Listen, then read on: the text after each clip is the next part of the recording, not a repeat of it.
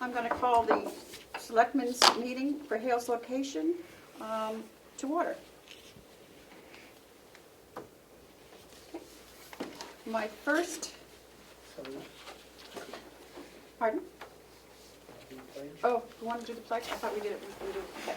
Would everyone join me for the pledge? If you want to do it twice. Yeah.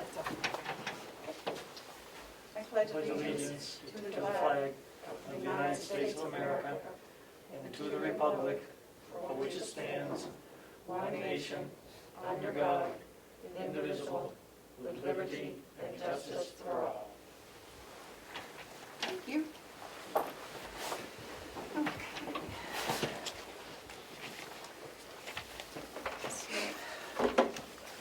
So, my first point of business is to make a motion for reconsideration of our vote that took place on December 2nd for the Hales budget. Due to some snafu with paperwork, we have to take a revote. So I await a second for a reconsideration. I would second motion to reconsider. All those in favor, say aye. Aye. Aye. Aye. Okay.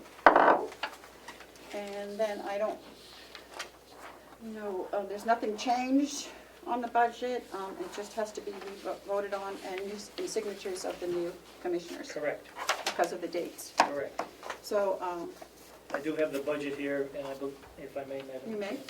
I do have the budget here for the selectmen to look at, particularly the new selectmen. If there's any questions, I'd be glad to try and answer them for you.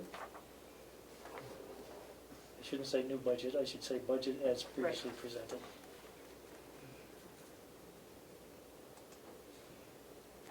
It's pretty straightforward.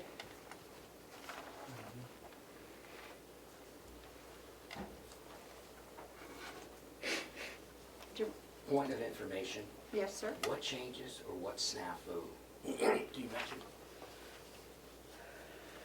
There was Mr. Treasurer, would you? Yep, there was a problem with documents going into the state. We were under the impression that certain documents had to be filed at a certain time, and we found out that, actually Denise found it, that some documents weren't filed at the appropriate time, so they have to be refiled to be in line with what the state wants. Thank you, Madam Chair. So it's just a matter of correcting a filing error.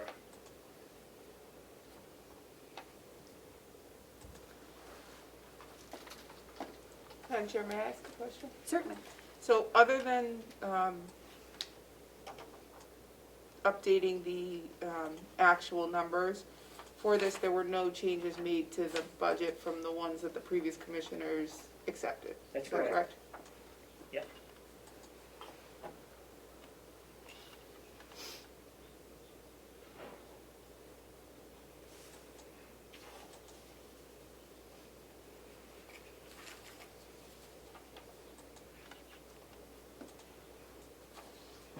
Are you ready for a motion? I am. I'd make a motion to accept this budget. I would second. Okay, all those in favor? Say aye. Aye. Motion passes. 3-0.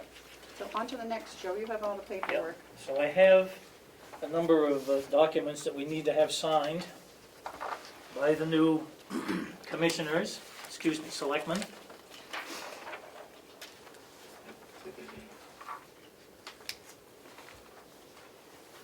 Denise, can you hear me? Can you hear me? I can hear you, yes.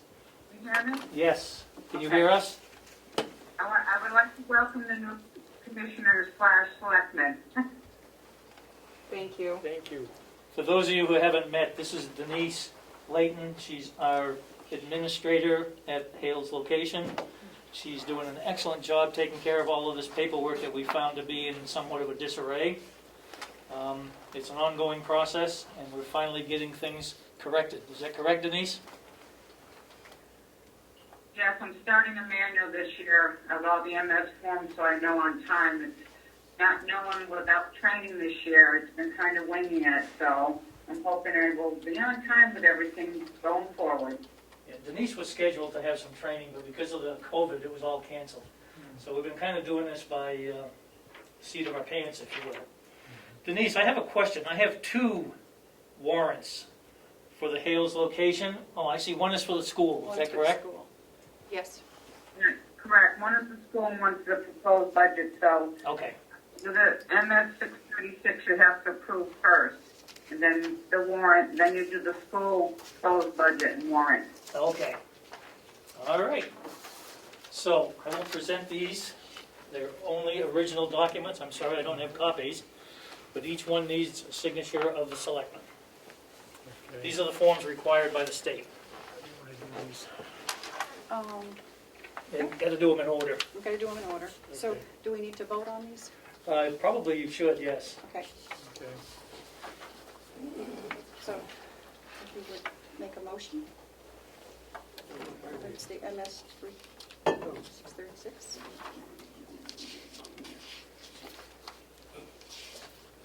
Make a motion to accept the MS 636 and execute them. Madam Chair, can I ask everybody to speak up, please? Thank you. Oh, I move to accept these and execute them. The Okay. MS 636. Hang on, I'll let you take a look at it and sign it and hand it back to me. And the next one. I make a motion to accept the 2021 warrant and execute it for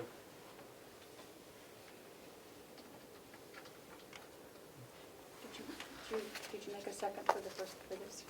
Oh, Hold on. I'm sorry, Madam Chair, I would make a second that we accept this MS 636. All those in favor, say aye. aye. Aye. Aye. Okay, I make a motion to accept this 2021 warrant for Carroll's location. Okay. Take a look at that, and I'll sign this.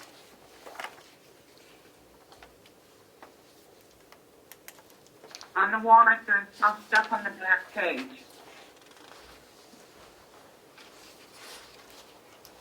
These require Photo of the budget.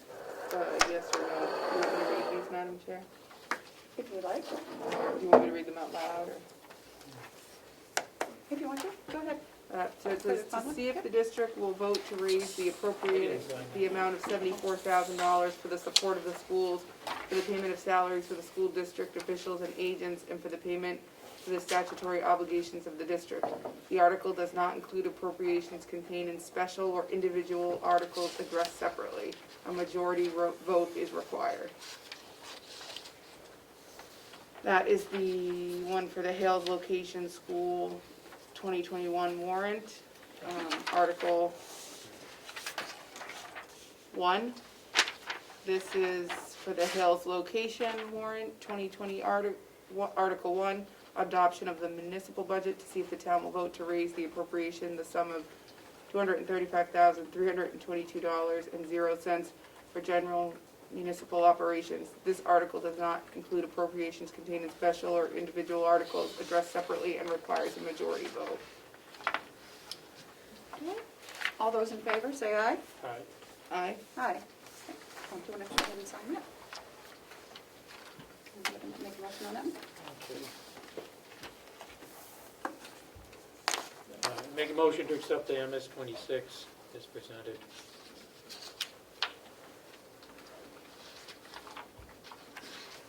And to execute it.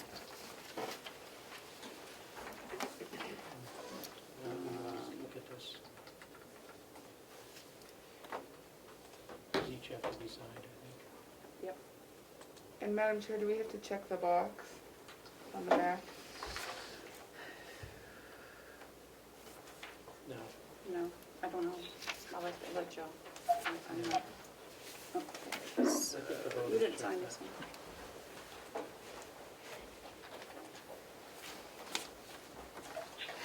Okay, and I'll let you look at this one. Do we need to check He's off signed those in the wrong boxes? place. Oh, that's all right. I don't care. I'll make sure. Yep. Madam Chair, do we still need a second for We this? need a second for that. I would second the motion to approve the Hales Location School Budget MS 26. Oh, you signed I it? did. Is this the only place that has to be signed? It says it when I saw That it. doesn't have to be checked, does it?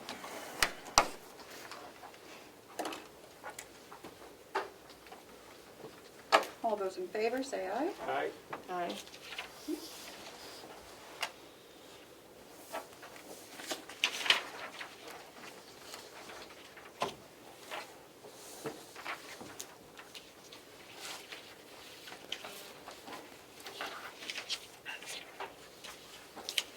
Okay, excellent.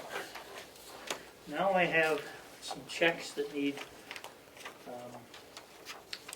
selectmen's approval. And these are basically checks for overpayment of taxes. Real estate taxes by the people that own the property.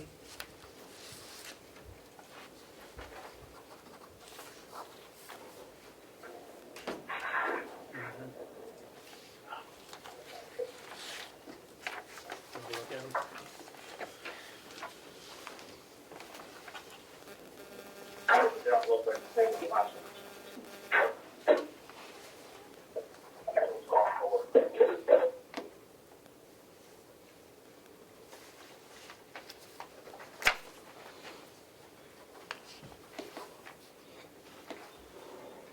Looking for a second then. We need a motion. Oh, did you already make a motion? I did not. Okay, I need a motion to, I would make a motion that we accept the, and execute the checks for Hale's location in regards to overpayment of taxes, and Property taxes. property taxes. and we allow the treasurer to sign. And allow the treasurer to sign said checks. Oh, I'd second that motion. Okay, all those in favor? Aye. Aye. Okay, let me just give those back to you. Okay, and the final thing I have for you to look at is 3 deposits that the treasurer and Denise and I have both signed, so that you can see funds coming in.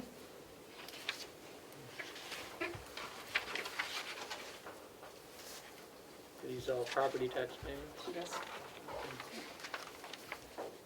Okay, and Denise has told me they've got a lot of refunds going back for Yes. overpayment this year. Yes. Do we know what caused, Madam Chair, may I ask a question? Yes. Do we know what caused the overpayment? I think it was, if I may, Madam Chair? Yes. I think it had to do with the fact that some people were looking at their previous year's tax bill and making an estimate because the tax bills were a little late coming out. They weren't late, but they didn't get them like they thought they should, or whatever the case may be, so. And a lot of times, the mortgage companies are the ones that are paying these, and they don't always have the exact information.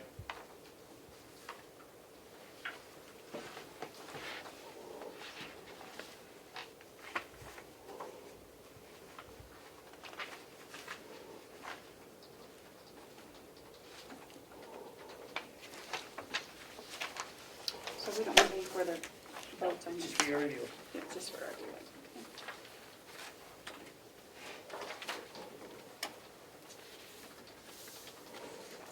Madam Chair, if I may. Yes. Denise? Yes, Yeah, once these are all copied downstairs, I'll give this folder back to Terry. yeah, make sure I get them, and look for those 2 deposits I have missing, please. Yeah, I'll have to see if I've got those. I think I might have them, but I'll check. Okay. Yep.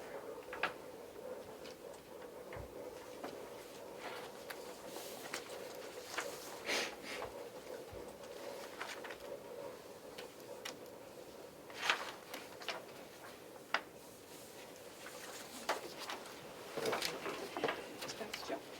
Thank you very much. At this point, I don't have anything else for Hales. Do you have anything, Denise?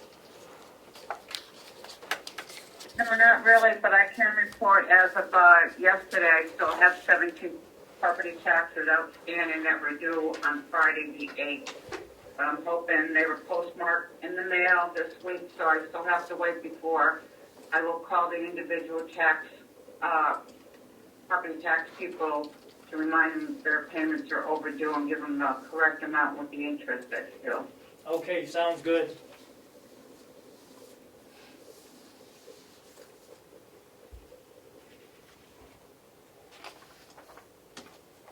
Okay, if there's no further business? Oh, Melissa? Madam Chair, I do know that Ms. Layton needs a copy of the minutes of today's meeting to go along with this packet to DRA. So I've drafted those minutes, and if you could approve those later in your meeting today, I would Okay. appreciate it. You can do that. Okay, thank you. Thank you. I would like to address the board if I may. This is the, for Hales. This is a selectmen's meeting for Hales. Oh, I'm sorry. That's okay. The Commission's meeting. Yep, no, that doesn't start till after this. Well, then I don't have to apologize later. You're welcome, Tom, whether you're early or late. Okay, see, there's no further business for Hales. I'll adjourn this meeting. I take a motion to adjourn. Motion to adjourn. Seconded? All those in favor, say aye. Aye.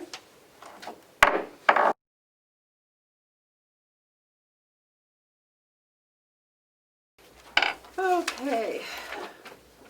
I'm going to call to order the Commissioners' meeting for January 13th. And will everyone please, oh God, I'm confused now. Now, I need a motion. A motion for, I don't want to do this yet. okay. Okay. We will, join me with the Pledge of Allegiance, please. Got my mixed up. I pledge allegiance To the flag of the United States of America and to the republic for which it stands, one nation, under God, indivisible, with liberty and justice for all. Okay. Let me get rid of this stuff.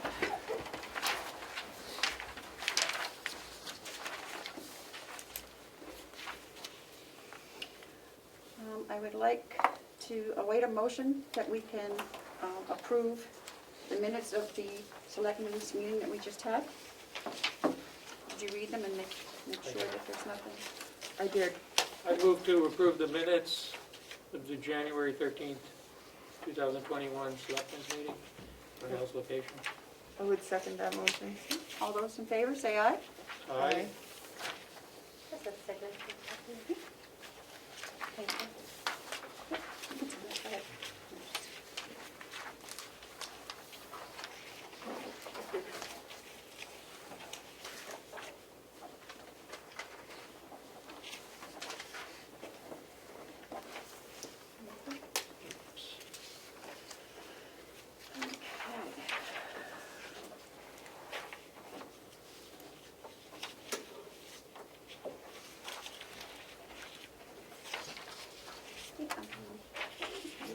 Lisa, do you need to copy this? I would like For to, downstairs? yeah. Okay. Yep, and And send to the Joe? copy to, Do you need us to fill in the date? I can do that. No, she doesn't. Thank you. Okay. Do we have any additions to the agenda? Not that I'm aware of. You have some non-public sessions later, but I can give you those when we get to that point. Okay. So, I'll await a motion on the approval of the minutes for January 6th. And Chair, I would make a motion that we approve the minutes from the January 6th Commissioners meeting. I second that motion. Okay, all those in favor, say aye. Aye. Aye. Mr. Rusty, sorry. Those signature. Thank you. Madam Chair, may I sign? Yes, you may.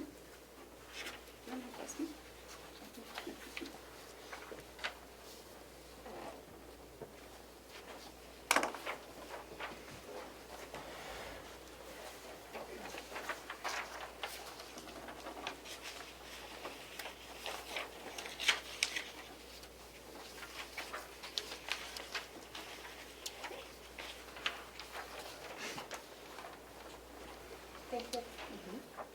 Okay, do we have any media questions? Oh, we I'm do. sure we do. This is Damon Steele of the Comeau Daily Sun, the record, and any thought about when we might take up the MAT issue again, M-A-T? In the near future. Okay. And you know, as you know, well-connected Republicans who've been around for a little while, or you know, county officials, I was wondering if you've heard of any sort of local MAGA rallies, or if you know of locals going to Concord in the next few days to protest the election. Because I keep hearing that there might be a bunch of people going down to the state houses around the country, and I was just wondering if you had any kind of prediction locally or statewide about what might happen. I don't believe that's up to us to make comment on that, David. Okay. Thank you. So I'm Tom Holmes is just here dropping off paperwork for Conway's appeal, and I was wondering if you've also heard from Bartlett and Hart's location, and if so, when do you think the town appeals or appeals will be heard? Is that something that you might do today, or would you agenda it for a future meeting? That will be on the commissioner's comments and reports, Okay. if you're here. Okay. Okay. If not, I'll watch You'll that get it, okay. video. Thank you. Thank you, David. Anything else, David? That's it for now. Thank you. Okay. Okay, any public input?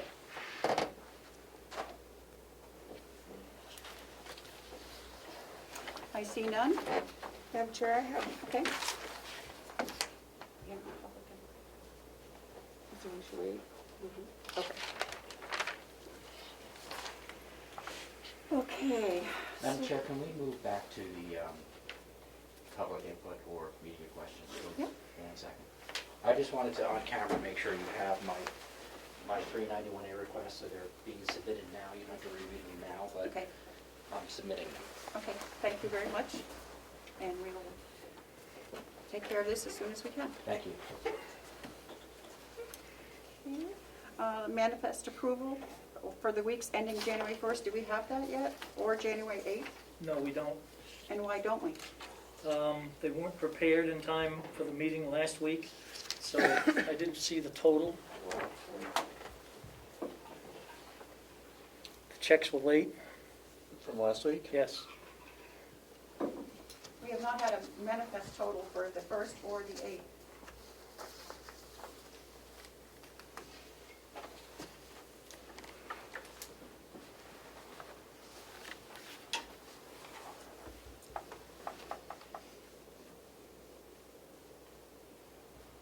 I'm sorry, I don't have that with me. I will have Okay. to get it for you. Okay. And I was not aware that that was missing information.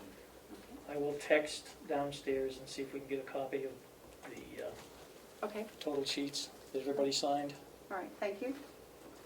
Okay, so then we'll move on from that, and I guess, is Howie on? We're going to our department head report for the nursing home. And Howie, how are you today? Very well. How are you, Commissioners? Good. Okay. What do you have to tell us? Well, let me bring you up to date. Well, first of all, I want to bring you up to date about COVID-related concerns. I'm pleased to report that last week we had our first of 2 vaccinations that saw about 98% of residents and 60% of staff get their first shot of vaccination. For comparison purposes, that's just slightly ahead of what I'm seeing from other county homes. The 60%, while I consider it to be disappointing, is still better than many counties are doing. Why 40% would not is it's sometimes hard to fathom. People have a fear factor. It's new. It's unfortunate. We'd rather see everybody be vaccinated, but it's entirely consistent with what we see with flu shot vaccinations as well. Some people just don't want to have anything put into their bodies. Our second vaccination will be on January 27th. Approximately 14 days after that, our residents and our staff will achieve, full vaccination status. Even at the first shot, I sleep better at night knowing that our residents are protected. It's been a long 10 months to the day that we've been dealing with this.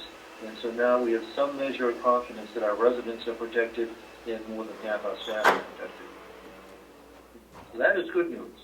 What is of concern is that Carroll County last week moved from being in the yellow zone to the red zone, which means the community rate, the positivity rate, as the state calls it, is now about 10%. It's actually at 12.3%.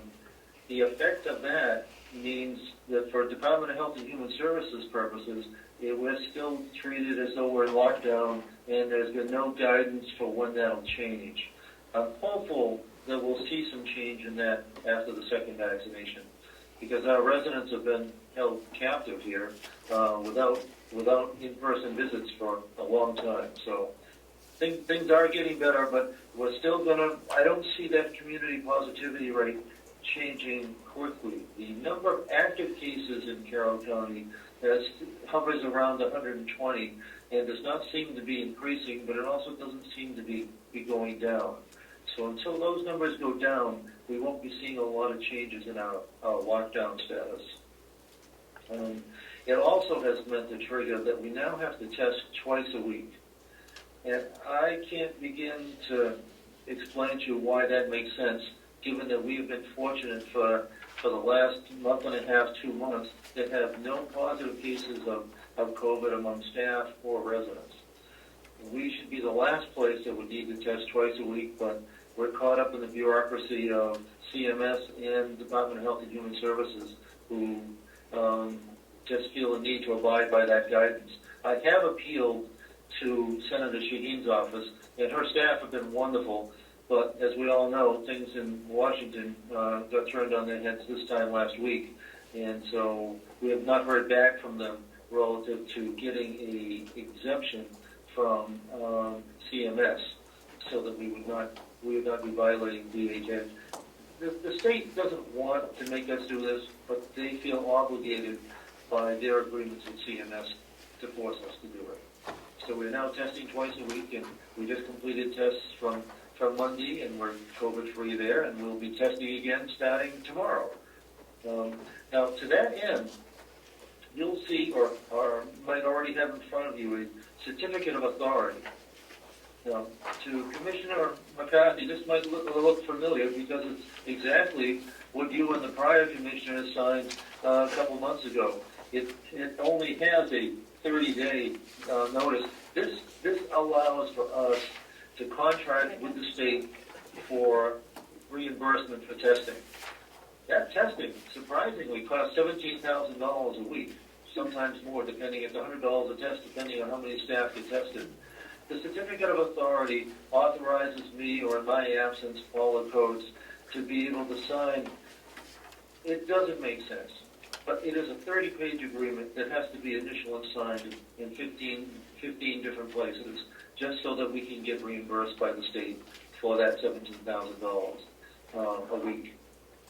So if you don't have that, I know Melissa told me that she has it and will be getting it to you, but I would actually ask that you actually formally vote to authorize the chair to sign that certificate, so that I'll have that to be able to forward to the state today. Okay. I don't know if there are any questions about that. It's exactly the same as what you signed Before, yep. Oh, well, I guess it would have been 2 months ago now. Okay. Going on to other business, the other thing that has been preoccupying us is, of course, COVID takes up 80% of it, but beyond that has been budget prep. We're now starting phase 2 of our budget.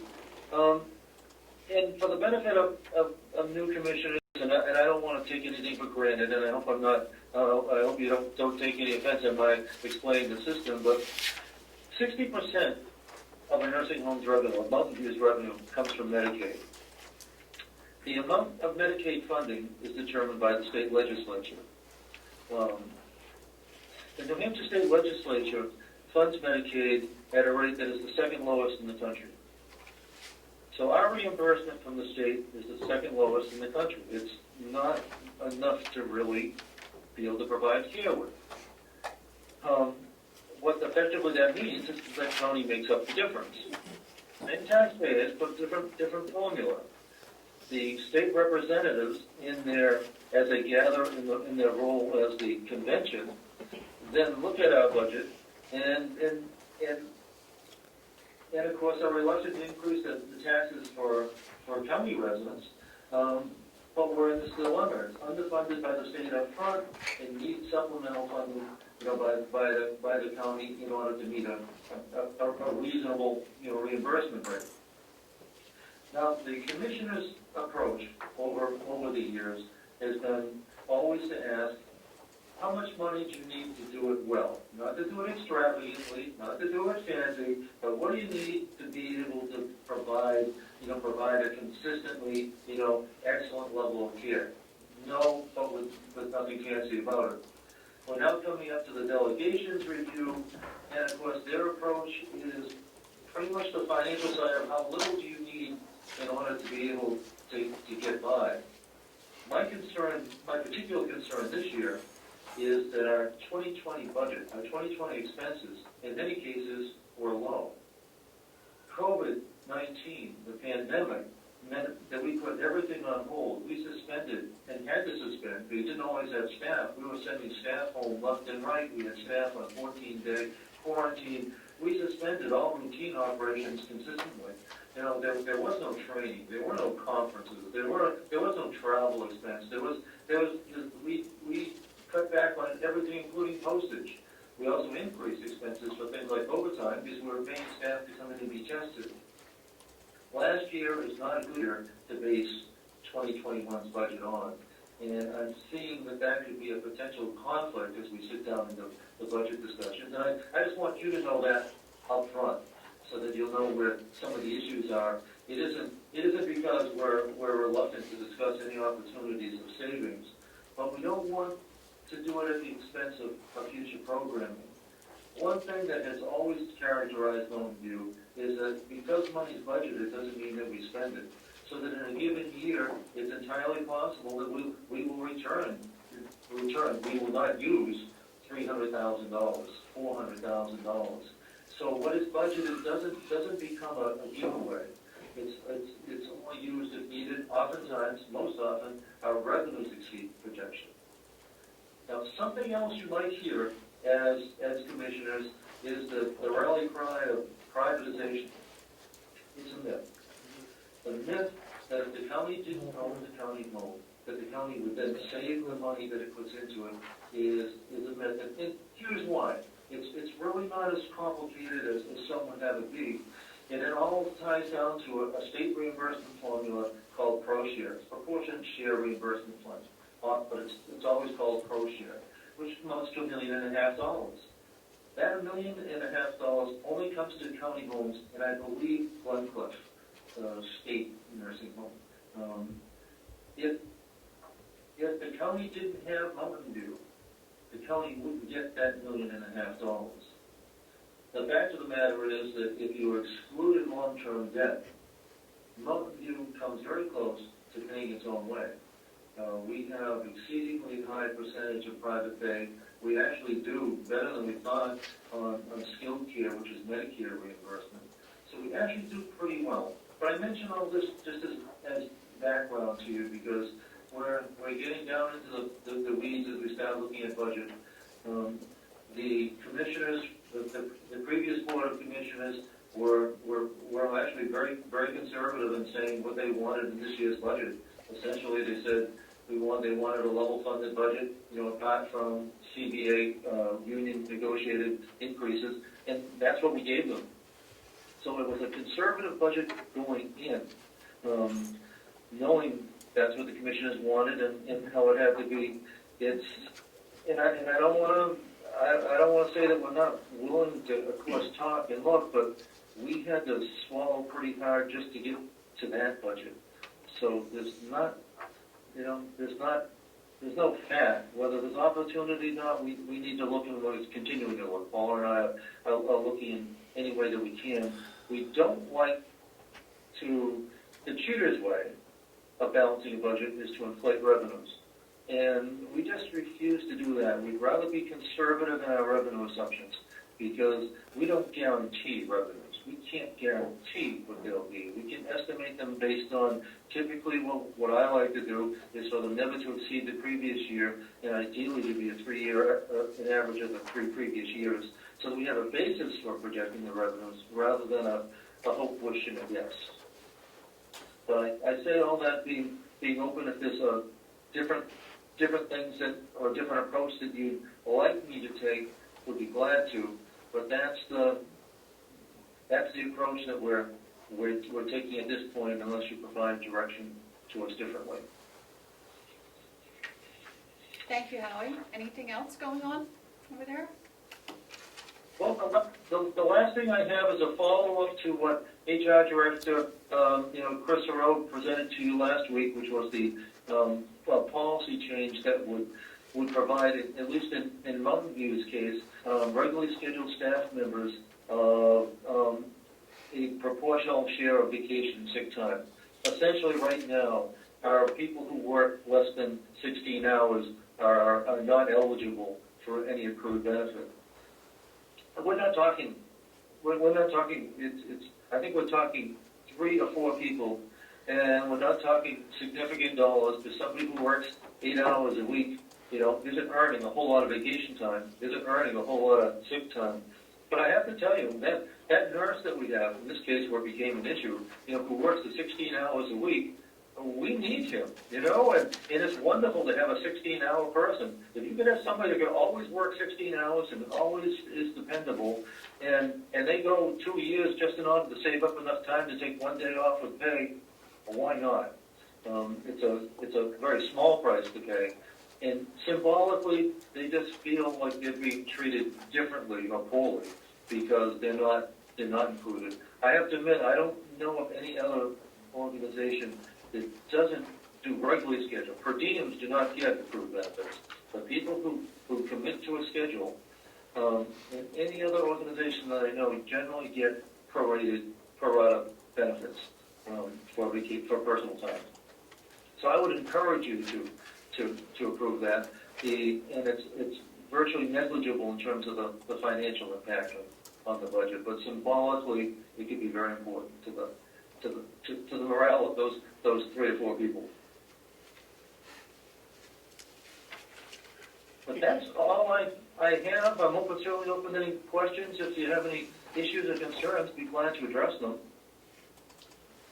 Commissioner? Nothing? No, thank you. No, we have no questions for you, Howie. You guys are doing a terrific job over Well, there, and we really appreciate the staff and everything they're doing there. I tell you, we fought these last 10 months, but boy, the end really is in sight with that second shot. Even now with the first shot, now our residents are safe. Okay, thank you, Howie, for joining us. Well, thank you.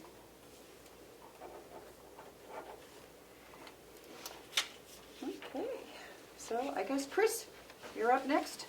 What do you have for us? Couple things.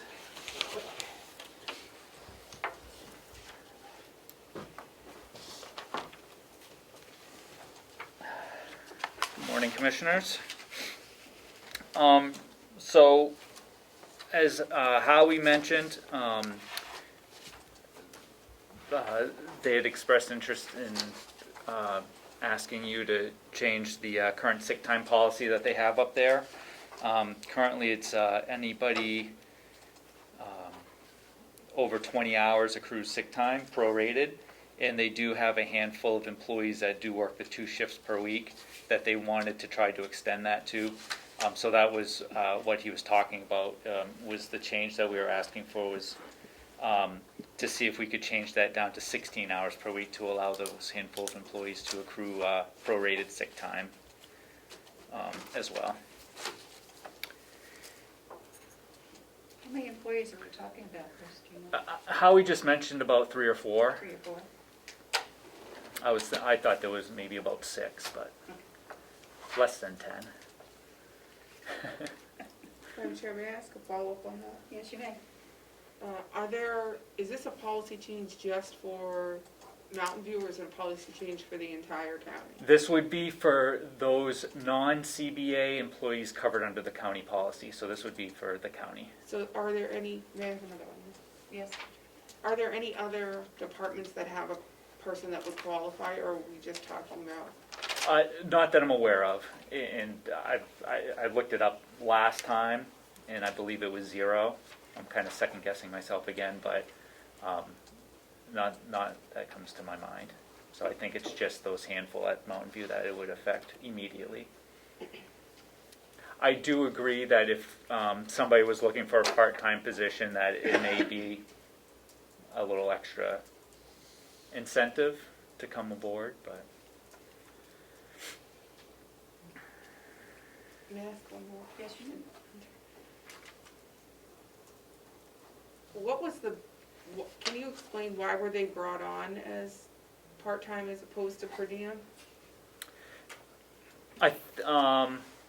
So. I can answer that. Oh, hi Howie. Hi, I'm still here. I can even put the picture back.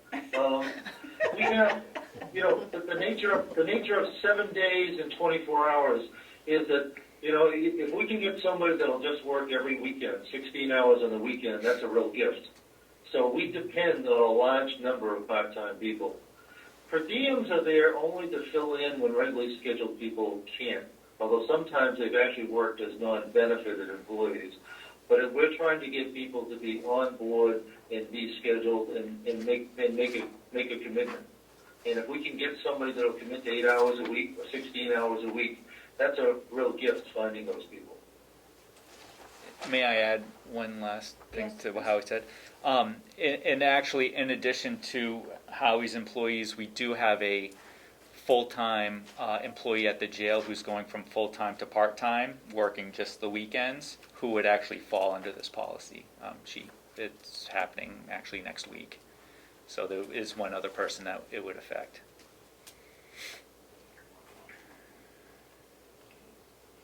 Melissa, did you give us that policy last week? I did not. I didn't have anything in writing. Okay. for you. So, I can do that. can you get us an updated policy so that they can Sure. take a look at it? Yep. We'll get you an answer. Okay. Next week. Thank you. Can I ask, I'm sorry, Madam Chair, That's may I okay. ask one more question? Yes. Howie mentioned that it would be negligible to the budget. Do we know what the figure would be? I would have to calculate what the prorated amount is and how many hours, so we could come up with a figure. Yeah. I don't know that off the top of my head. Okay. Yes. Thank you. Yep.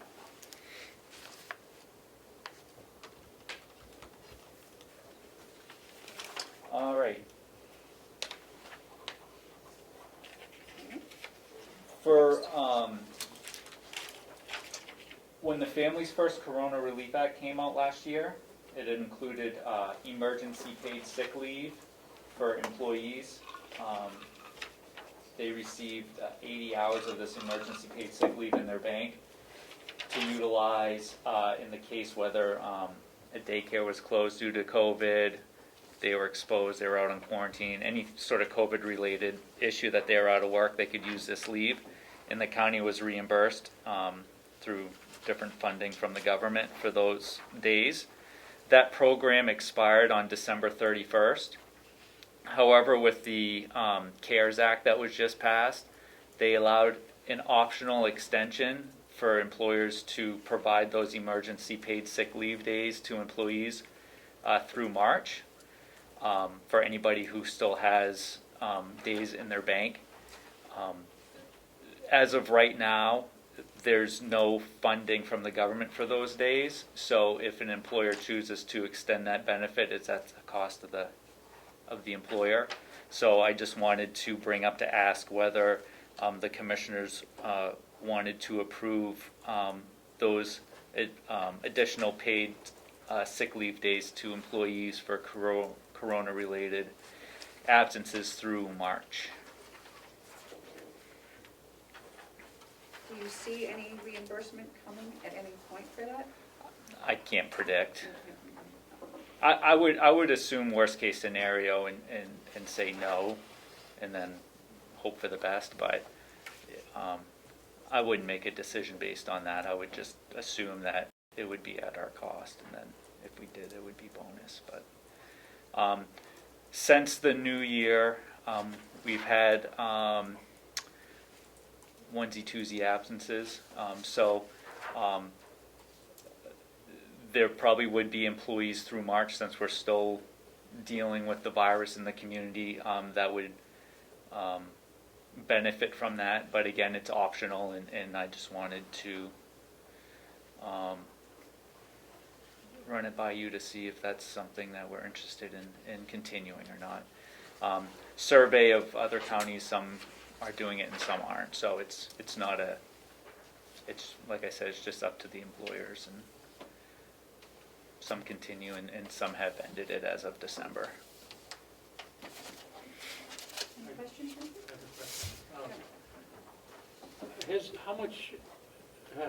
How much of this has been utilized by employees? I wish I came a little ill-prepared with hard facts to provide, but it has been utilized, probably not substantially, but off the top of my head, you know, we may have had, let's say 10 people or less that have used up their entire bank. Other people have used, you know, some days, whether it's for daycare purposes or that sort of thing, but it has been utilized. Yes. When an employee has to quarantine, are they working at home, or are they just using this sick leave? Some have. So exempt employee, well, actually, I'm not even going to say exempt. Employees with the capability to work from home have worked from home and have not had to utilize the paid sick leave. It's more for those employees who, when they're out of work, are unable to, like say a nurse or an LNA, that need to be out for 10 days or so, that can't work from home. Or, like I said, if they have a sick child and just need a day off, that's unable to take them to daycare or something because the daycare's closed, that type of thing. But people have been able to work at home, though.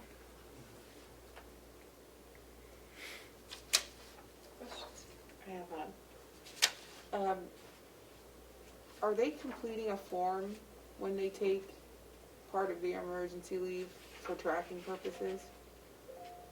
That indicates the reason? No, is the short answer. However,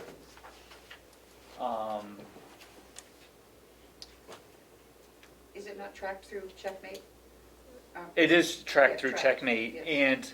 and at least throughout the summer, if not the fall, those who are testing positive, were providing test results and that sort of thing. So most of it was confirmed through some sort of paperwork, but not necessarily as you asked me, is there like a verification form that they're signing or something like that? Nothing that I've received. Yes. So when we get reimbursement from the government, do we have to send them anything to get the reimbursement? Yeah, that's done through the finance office, so I don't know the particulars, but I believe that we sent in the number of, I think it's the Family First Corona Relief Act hours. We sent that information in, and then they reimburse us based upon that. So those hours are tracked weekly. For example, Leslie at the nursing home sends them to the finance office, so we can track them.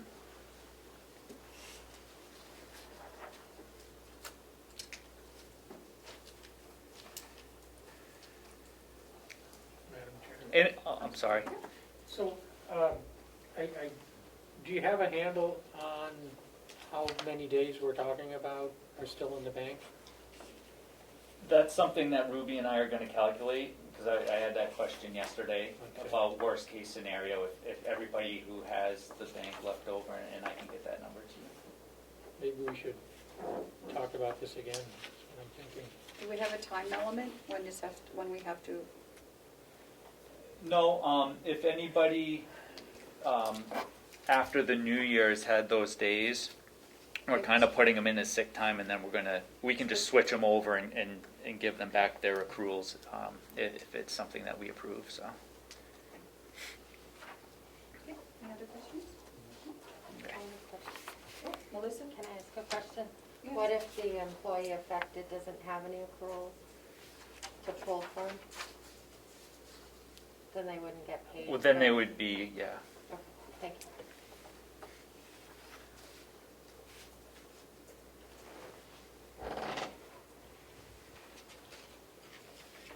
If you can get us those figures or estimates. Yep. Thank you. And I have one more thing. Lastly,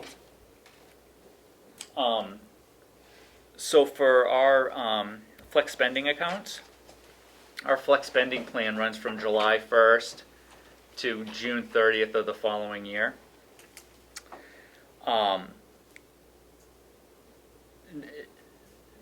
June 30th, 2020, due to COVID, there was an opportunity for organizations to extend their planned dates through the end of the year to allow people to carry over those amounts to continue to utilize their FSAs. The commission voted to do that extension. It's come out again that we can extend again through the end of June to allow people to continue to utilize their FSA amounts. And so I just wanted to put that in front of the board as well to see if that's something that, it's optional. To allow people to continue using their FSAs from the previous plan year if they have remaining balances. Can you get information for the two commissioners? Any paperwork on, so they can, Sure. Yep. Actually, I have it here, but I'll make some copies. make some copies for them? Yep. Okay. It's essentially, there's no additional cost for the county. There may be those that have continued balances, may be minimal, like administrative fees, but I talked to Brian at Benefit Strategies, and he says it's essentially no additional cost, so Okay. it's just extending the benefit. That's all I have right now. Okay. Any questions for Chris? So he'll get all that stuff to us and. Yep. Okay. Any further questions? No, thank you. Okay. Okay. Thank you. Chris. Okay, Fergus, you're up.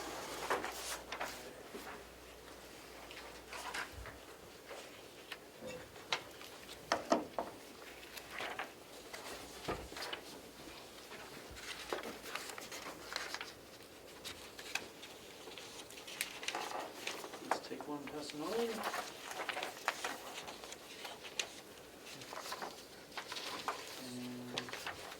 Thank you. Same, take one, pass it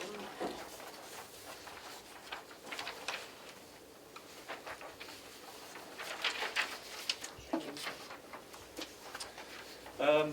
Do have a couple of substantive things that I want to discuss and or bring to your attention this week. One is that relating to the 2020 budget and our expenses. So I did prepare the snapshot, which is going to change some for where we stood on December 31st. I circulated that to both you and the delegation last Thursday. I do have a copy of it here. It was sent to you electronically.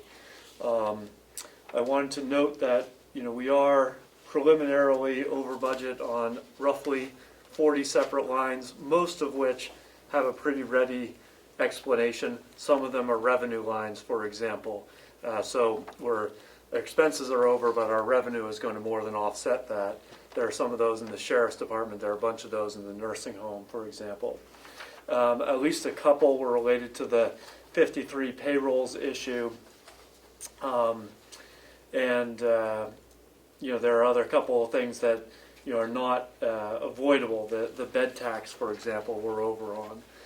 Well, that's one of those that's going to be on the revenue side as well. So I wanted to make sure that everyone was informed of that. My advice, recommendation is that before we start running a bunch of line item transfers to address those, we allow bills to continue to come in.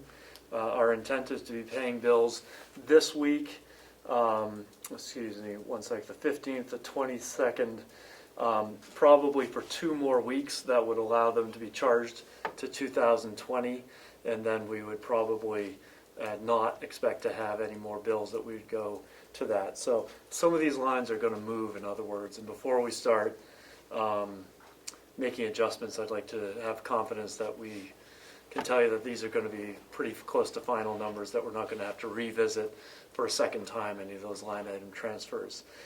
For what it's worth, I didn't hear any objections to that from the delegation the other day, but of course that is your call.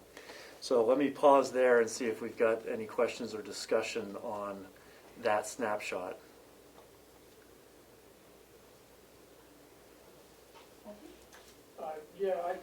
The question I would ask is, in terms of getting those bills in, and there's several reasons we should get them in ASAP, but are there agreements with vendors in place as to how long they have to send that bill? And are we following those agreements and encouraging them to get those bills in by the end of January at the latest, for example? I'm not certain on all categories. Most of these would be our routine 12-month bills, a phone bill, for example, where, you know, it comes when it comes, utility bills, things like that.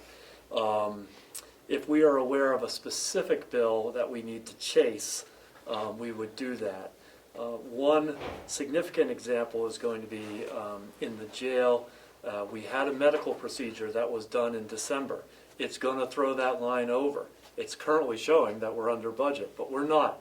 But we don't have those bills, and I do not know. We don't know what amount they're going to be or when they're going to come. So what I'm trying to do is simply inform everybody that, hey, put this on your radar as a heads up. Expect this when it comes, but we don't know. Does that address your question, Commissioner?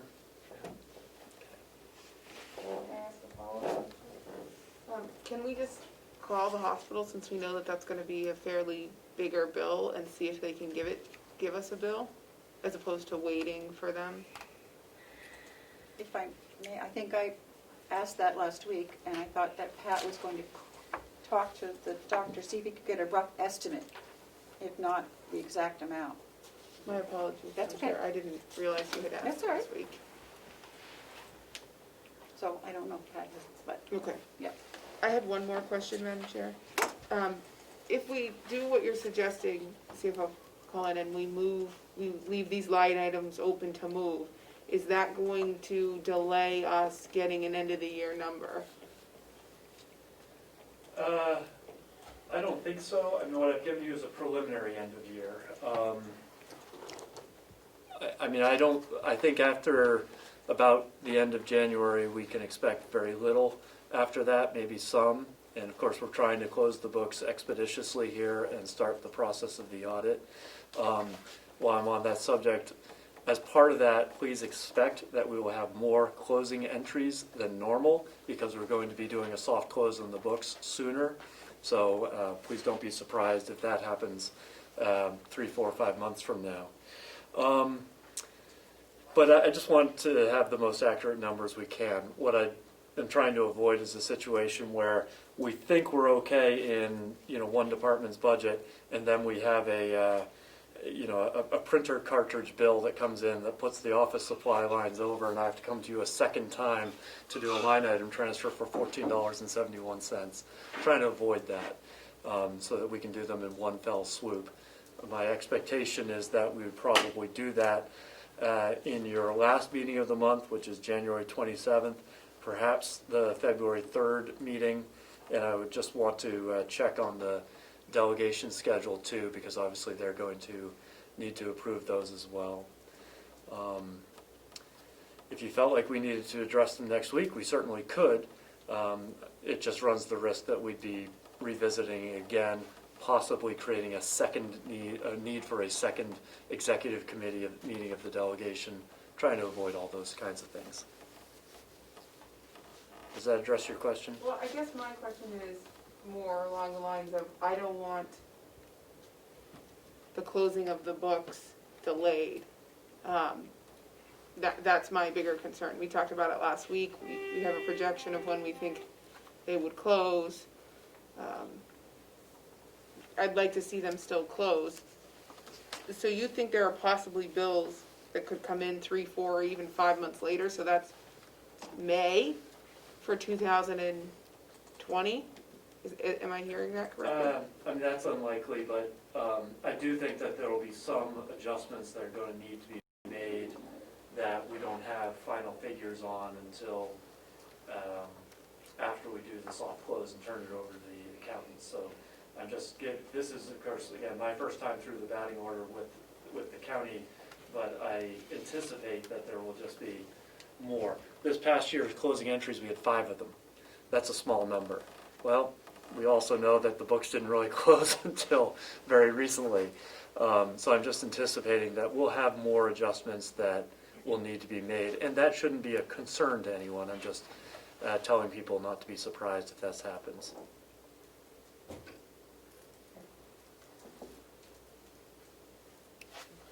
So does that sound like a good plan? Are we in agreement that that's how we should approach this issue?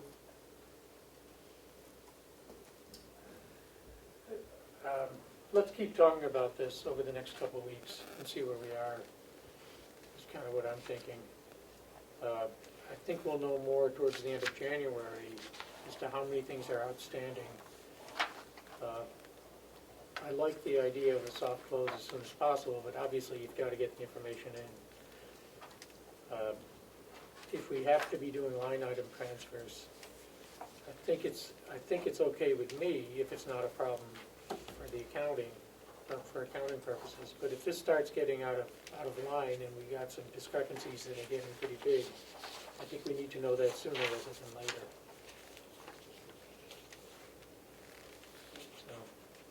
I know the treasurer is working on the bills. I think we had something like 10 in this week's batch that are for 2020. That number should continue to go down each week, but it's not going to go to 0 for a little while.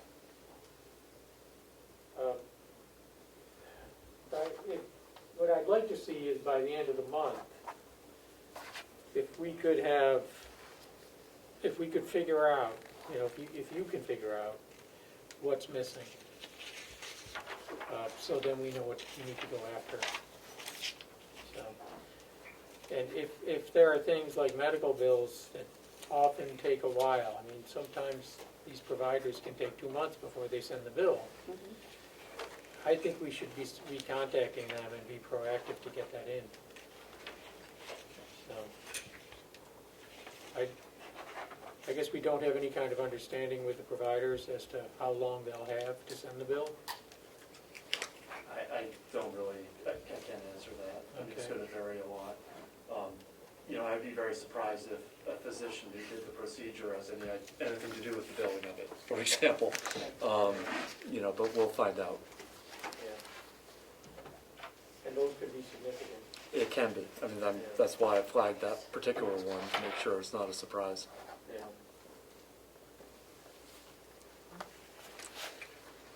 All right, moving on. We are, my colleagues, led by Ruby and also Kathy, are working on this ACA spreadsheet. This is something that we need to produce for tax purposes. I don't need to get you in the details, but the reason it's listed here as number 2 is there is some time sensitivity, and we are working on it. Can we pause? Yep. Can I ask a question about that?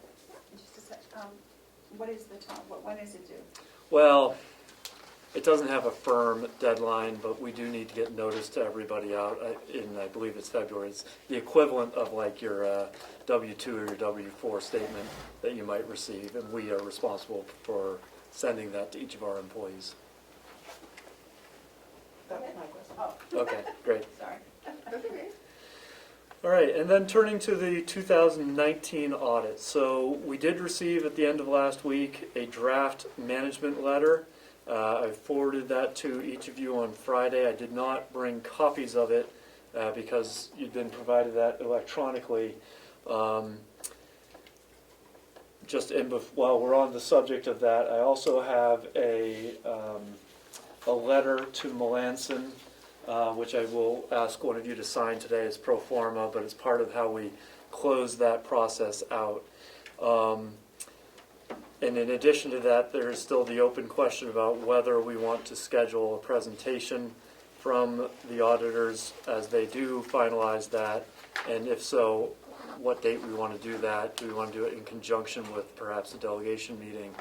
So I know that's several different topics, but perhaps we'll start with the draft management letter for discussion on that and see if that's something that you want to accept or direct more questions directly to Melanson on. Madam Chair, Yes. I'm not ready to accept that. I need a little more time to, and I don't have any questions right now. I would like to comment on the issue of the presentation. I would like to have a presentation. I think if the delegation wants a presentation, we should coordinate, and it would make sense to do a single if we could set that up. We normally do have them here, and Okay. we normally try to do it in conjunction, so they only have to come once. Okay. So, I guess if I could have Melissa get in touch with, or Okay, with good Lena for- and find out what's a good date for them, and I see that our delegation chair is on the line. I don't know if you'd want to comment. Madam Chair, I do believe that in previous conversations, it was at the availability of the auditor, but they would welcome a presentation. Okay. thank you. Okay, so we'll follow up on that. Keep in mind, of course, we don't actually have the final version of it, but I'm responsible for getting them a couple of pieces of information, including this letter, which I'm asking you to sign. But I do think that we're getting pretty close. I will say my read of the draft management letter, there wasn't a whole lot in it that was dramatic. It was all very straightforward. There were no red flags that I saw, but so I hope we're getting pretty close there. So, I think I'm confused. The last thing I received about the audit looks like they're saying that they're looking for more pieces of information. But you're saying you have a draft letter. So I just want to make sure I have everything, because it looks like I have two conflicting things. And they sent me a list of maybe 8 or 10, mostly minor things. Confirmation that there have been no major events since we closed the books. Confirmation that we didn't take on any new debt since then. The letter I'm asking you to sign is a representation letter, which is just very standard. But that's the last thing I have from you. I don't have a draft of another letter. That's correct. You wouldn't have a draft of another letter. There's this draft, there's the draft management letter. You've received that on Friday electronically. And it came from you and not Melissa? Correct, yep. I don't see that I have it. All right, well, I will make sure that you have a paper copy today before you leave, okay? You've also had draft financial statements. You should have received those, and the prior commission voted to accept those. And those are basically the only two substantive pieces that you have. I just want to mention, you talked, Fergus, about a draft letter from the auditor that you gave to the commissioners. Yeah, I did not receive a copy. I'll again make sure that you have a paper copy of it Yeah. today. Do you have the copy here with you? I can look at it? I don't have a physical copy upstairs. I have one downstairs. Okay. So, All right. And if I neglected to include you on that, Mr. Treasurer, I apologize for that. I certainly should have. Okay, thank you.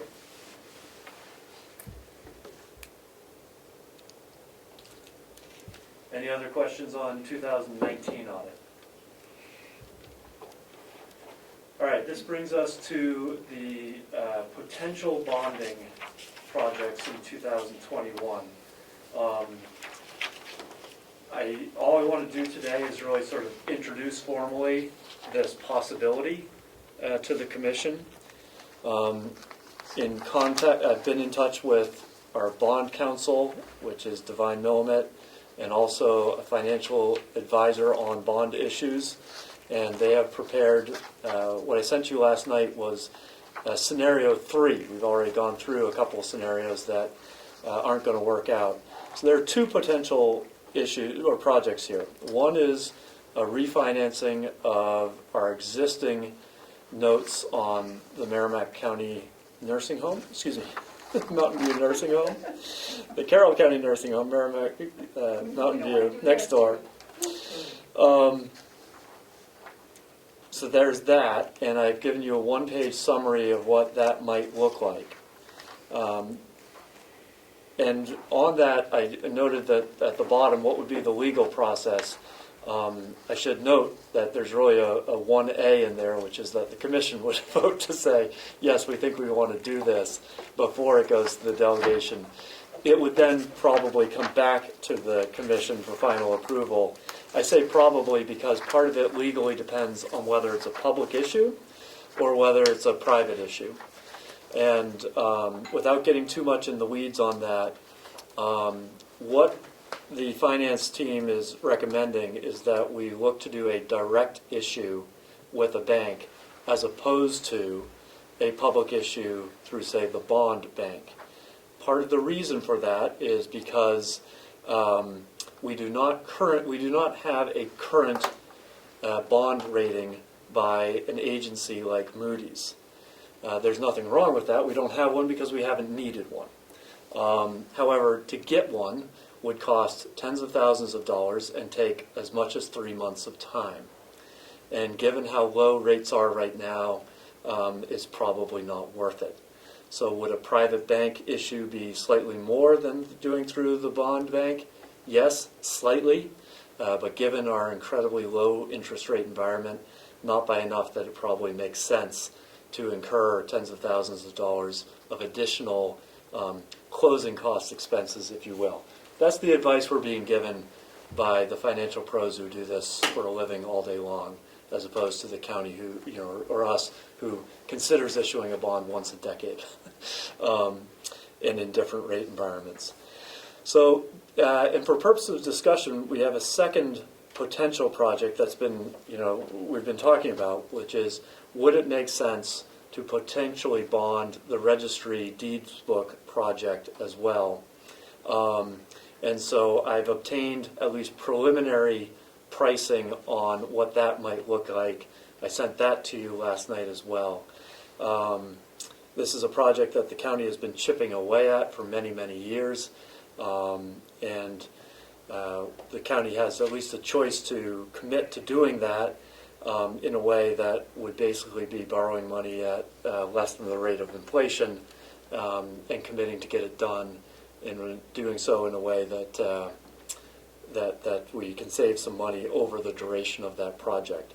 So I'm not asking for anyone to make any decisions or votes today on this. I just wanted to put to formally raise it with the expectation that the commission would probably consider taking more formal action one way or another in the coming weeks. So with that, I will pause and see what questions you may have. It's not a question, but I can remember a discussion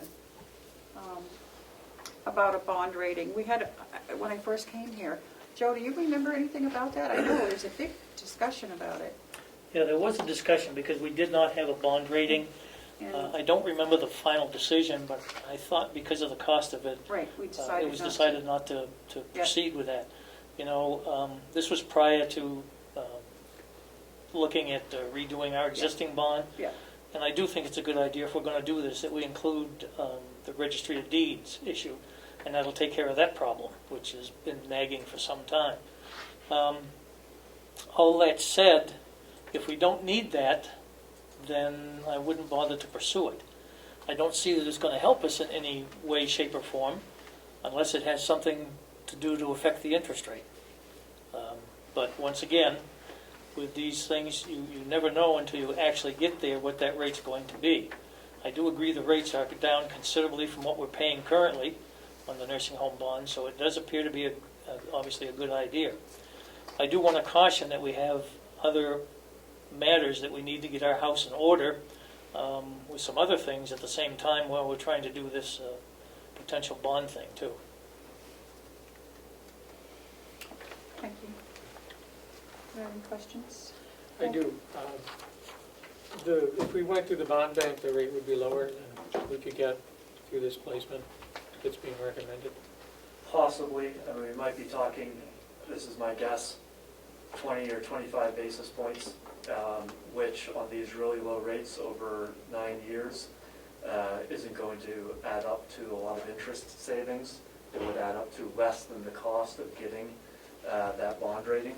So it basically cancels each other out. Could that cost be rolled into the bond? Yes, the way it's initially proposed, the costs of your closing costs, if you will, would likely be rolled into the bond. Now, the county could decide that they didn't want to bond those costs. The quote we've received is about $32,000 by doing a direct issue to a bank. That includes roughly $10,000 for bond counsel, roughly $10,000 for the financial counsel, and another, $10,000 or $12,000 for all other expenses. So typically they are rolled into the cost of the bond, but they wouldn't have to be. And if we pursued getting a bond rating, would there be obstacles would there be impediments to getting a stellar rating? Well, there could be. The fact that we don't have a current audit, for example, as of today, might be one of those impediments. Now, if we put this out to bid for a direct issue bank loan, those banks are, of course, going to do their own due diligence. They're going to want to see our financials and things like that as well. So that, and of course we expect to have an audit before we do this. I should say on the time frame, as of today, mid-January, we've got plenty of time to get this done. We can only, on talking about the Mountain View bond, we can only redeem the existing bonds on 2 dates a year, February 1st and August 1st. We're obviously going to miss the February 1st one. That's not a crisis. But it does mean we've got plenty of time to line this up.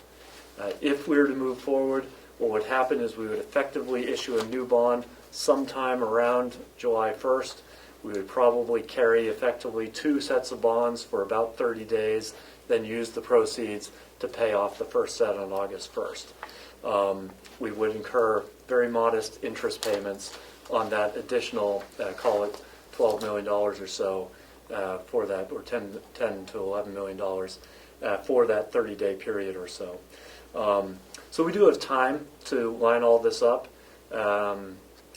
That being said, if this is something we're going to do, we're probably going to need to set it in motion by about March 1st, I would say, to make sure that we aren't scrambling. So I would think, though, that the same obstacles to getting a bond rating would be present regardless of how we place this. The banks are going to look at the same issues, including the timeliness of audits, reconciliations of books for 2020, and all of that. So those seem to be really important obstacles that we need to deal with immediately. Also, have you talked to anyone at the bond bank about this? I've spoken to our bond counsel and our financial advisor through them. I have not spoken directly with the bond bank. Okay. They're available to provide advice and to guide as well. So we might want to do that. We might want to reach out to people at the bond bank and have those discussions directly. If I may, thank you. I believe, isn't there a New Hampshire Municipal Bond Bank that we could contact and get some information from Yeah, them? that's what I'm talking about. Okay, yeah. very good, thank you. Yeah. And what they do is they pull the issues and offer them. And so, and by pooling the issues, they can get some pretty good rates.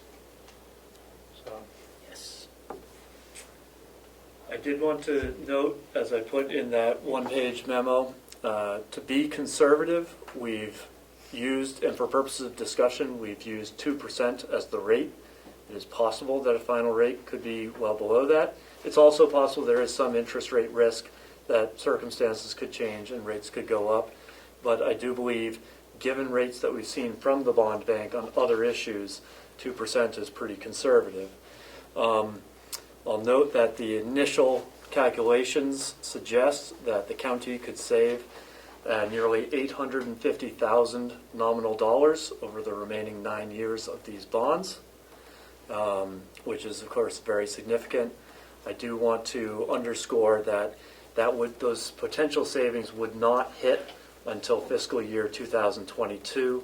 Our interest and principal payments are locked in for 2021. So this doesn't give us help, if you will, for our budget this year, but it will potentially save very significant tax dollars over the remainder of the decade.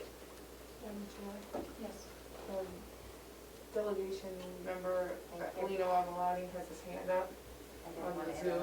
I can't even see from there. How do you It's see a that? tiny little, it's a blue square, I know. I guess. I can't see I that. can't see it either. Okay. Thank you. Okay. Lito, you have something you'd like to ask? Thank you, Madam Chair, and thank you to the commissioners for allowing me to speak during your meeting. I had a question on the management letter. Seeing as it was discussed, could the delegation get a copy of that when the commissioners get it? Thank you. Okay. Madam Chair. Yes. So I just wanted to ask another question. I wanted to confirm, so we're looking at rolling the refi of this, of the nursing home bonds, and issuing bond, rolling that in with the project at the registry, and doing a single issue, or would we look at doing two separate issues? Because that's not an insignificant amount, that, would we have to go the same route for both of these? And would the timing have to be the same for both of them? I mean, obviously, right now, interest rates are great, so the timing is kind of, nice to do them both, but would we do a single offering? And this is really a policy decision for the elected officials to make. I have presented them to this point as separate questions. Okay. I mean, I suspect that if we were looking at the nursing home bond on its own, that most people are going to quickly conclude this is absolutely something we should do. I think the registry is more of a two-sided question. They could be done together. They could be done separately. The nursing home bond, my advice would not be to say, take a 9-year current window and turn it into a 20-year window, to refinance it at a new 20 years. But on the case of the registry bond, I think it's probably makes sense to consider looking at doing that over 20 years and not 10, in which case they'd be over different timetables. So to me, I think we should probably, or you should probably be looking at them in isolation, but it is possible that that there would be an opportunity to combine them. And do we have the recommendations you've been referring to, do we have those in writing? Yes, as part of what I sent you last night electronically, not on paper, I sent you the math behind these figures. What I gave you today was just the one-page summary for purposes of introducing the topic. And so that's information prepared by Stephen Massaroni? Correct. Those are the PMF financial advisors? Correct. Okay, can I get a hard copy of that too? Of course. Can you just confirm that you did receive these via email? I mean, this seems to be a question that keeps coming up. And I did get the email with this document. last night? Yeah, but I didn't have time I got, to review the attachments. Madam Chairman, Yes. I got the email last night with the bond attachment. What I don't seem to have, even though Madam Chair has an email that looks like it has mine on it, I've checked, I don't have the draft management letter. So that's why I'm asking for another copy. I'm clearly on the email, I believe. I don't know I can't say what happened, but I don't have it. I've gone through all the emails that I received in that account on Friday, and I don't have the draft management letter. I don't know if maybe perhaps there's a letter missing in my name, which often happens. It's a long email. I don't know. I'm not saying there's anything nefarious. I just need another copy of the draft management letter. I do receive emails from you regularly, including the ones yesterday, so I do have that material. And Madam Chair, if I might, I have hard copies of last night's email, Oh, okay. so I can send those down. Thank you. Great, thank you. Should I take one? Yeah, take one, pass them on then. Thank you. Thank you. Thank you, Melissa.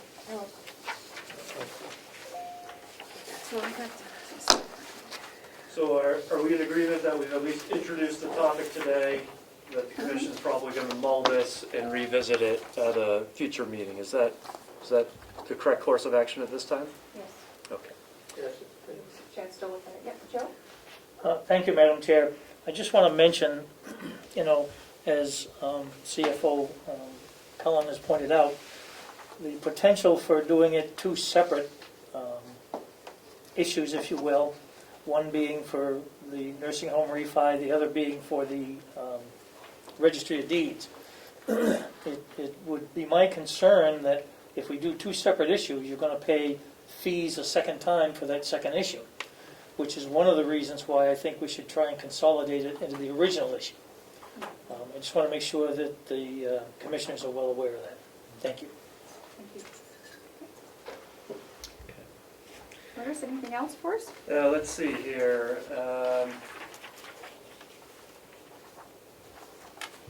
I did want to note that my colleague Laura Morris did process all of our quarterly water bills over the last week, so those have gone out.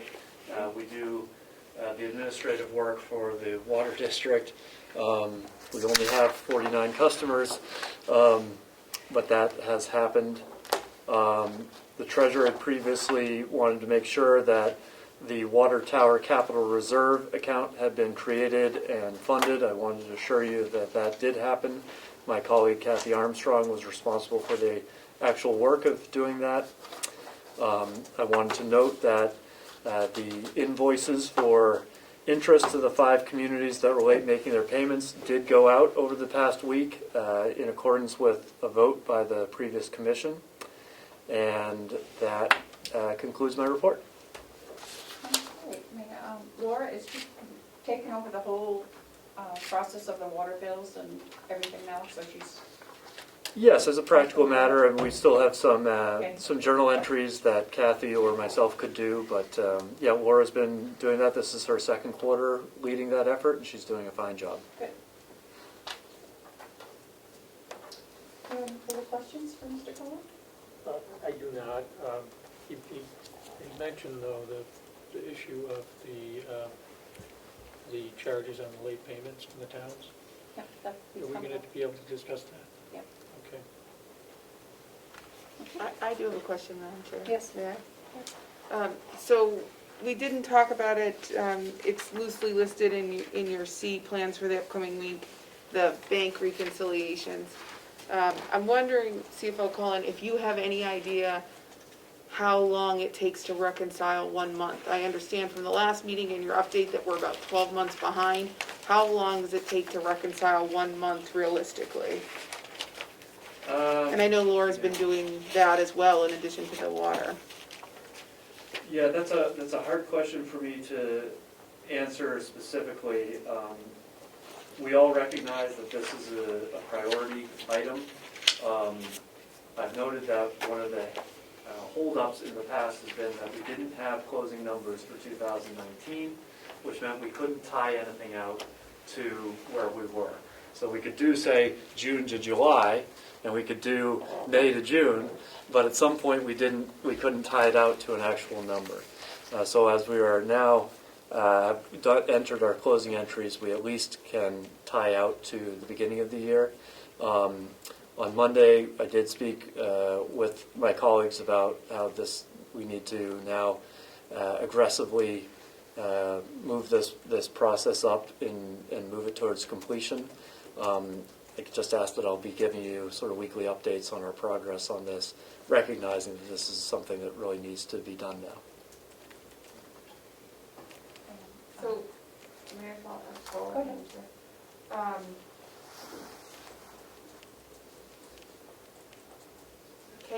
Can you guys put a time?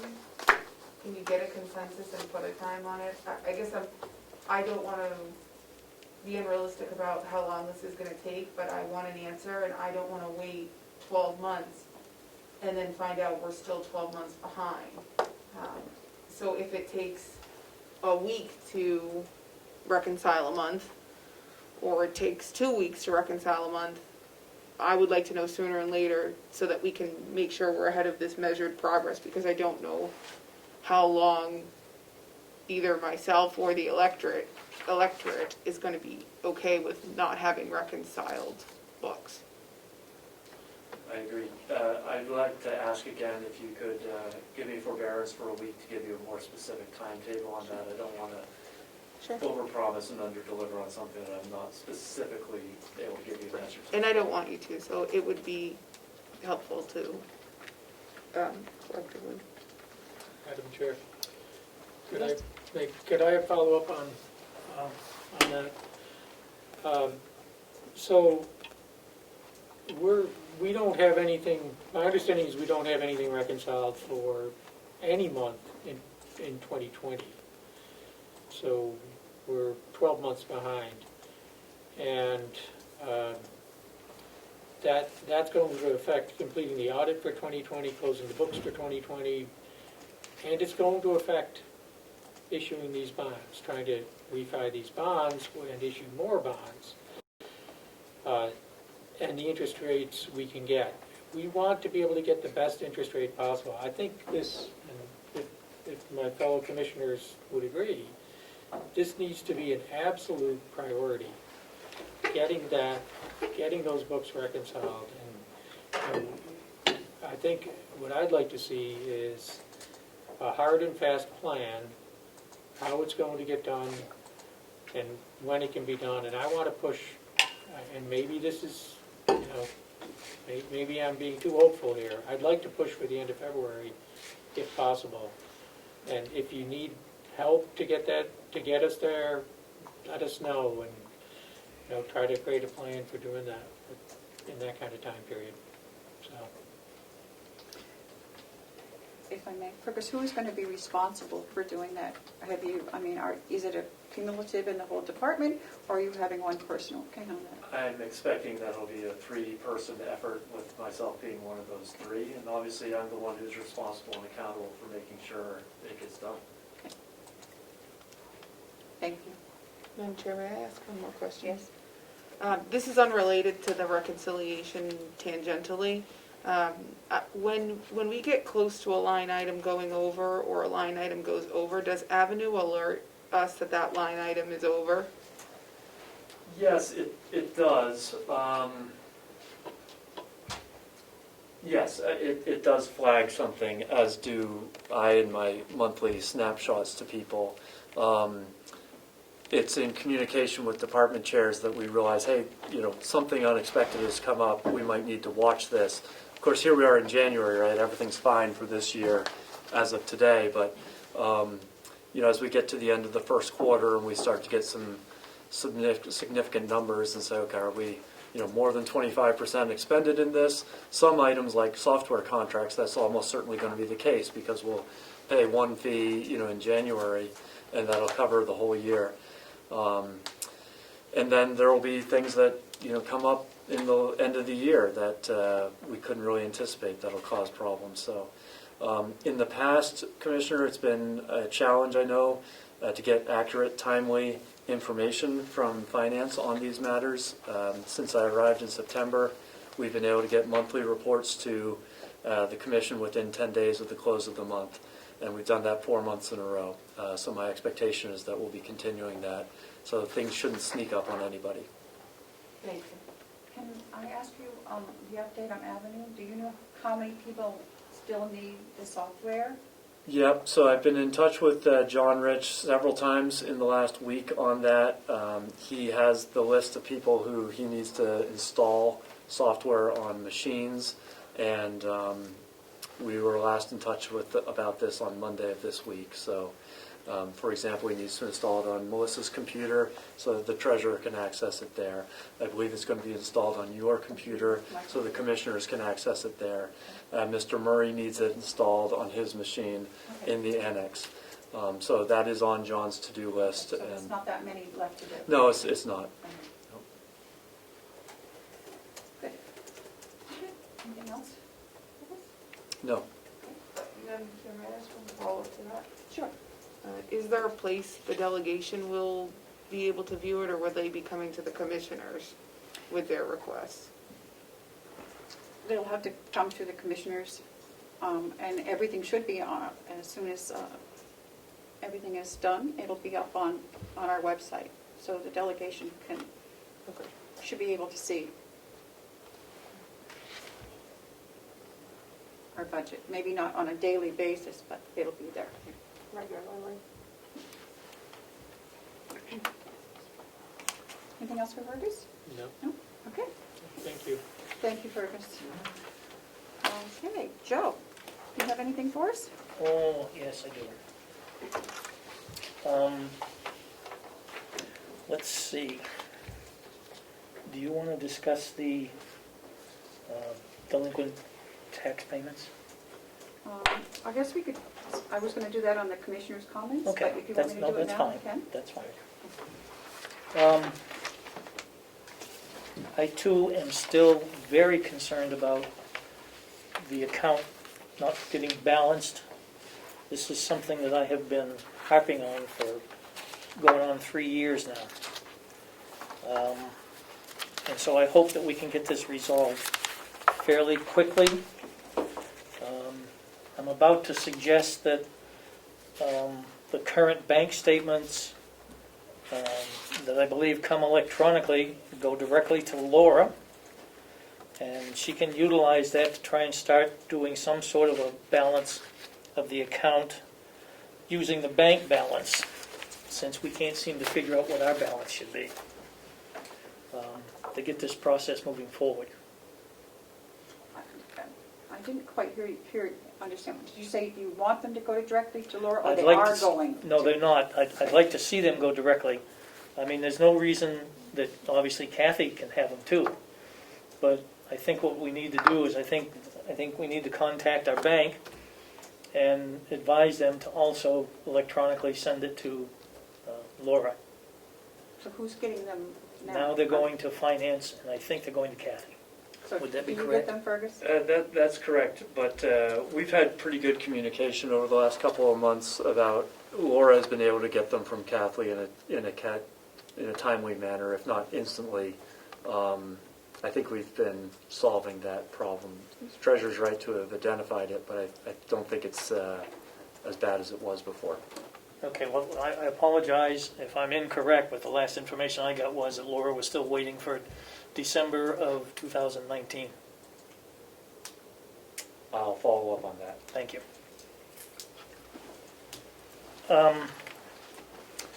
Question about the tax anticipation note. Madam Chair, could I interject for a Yes. moment? Could we back up for 1 second? Sure. Let me ask a question.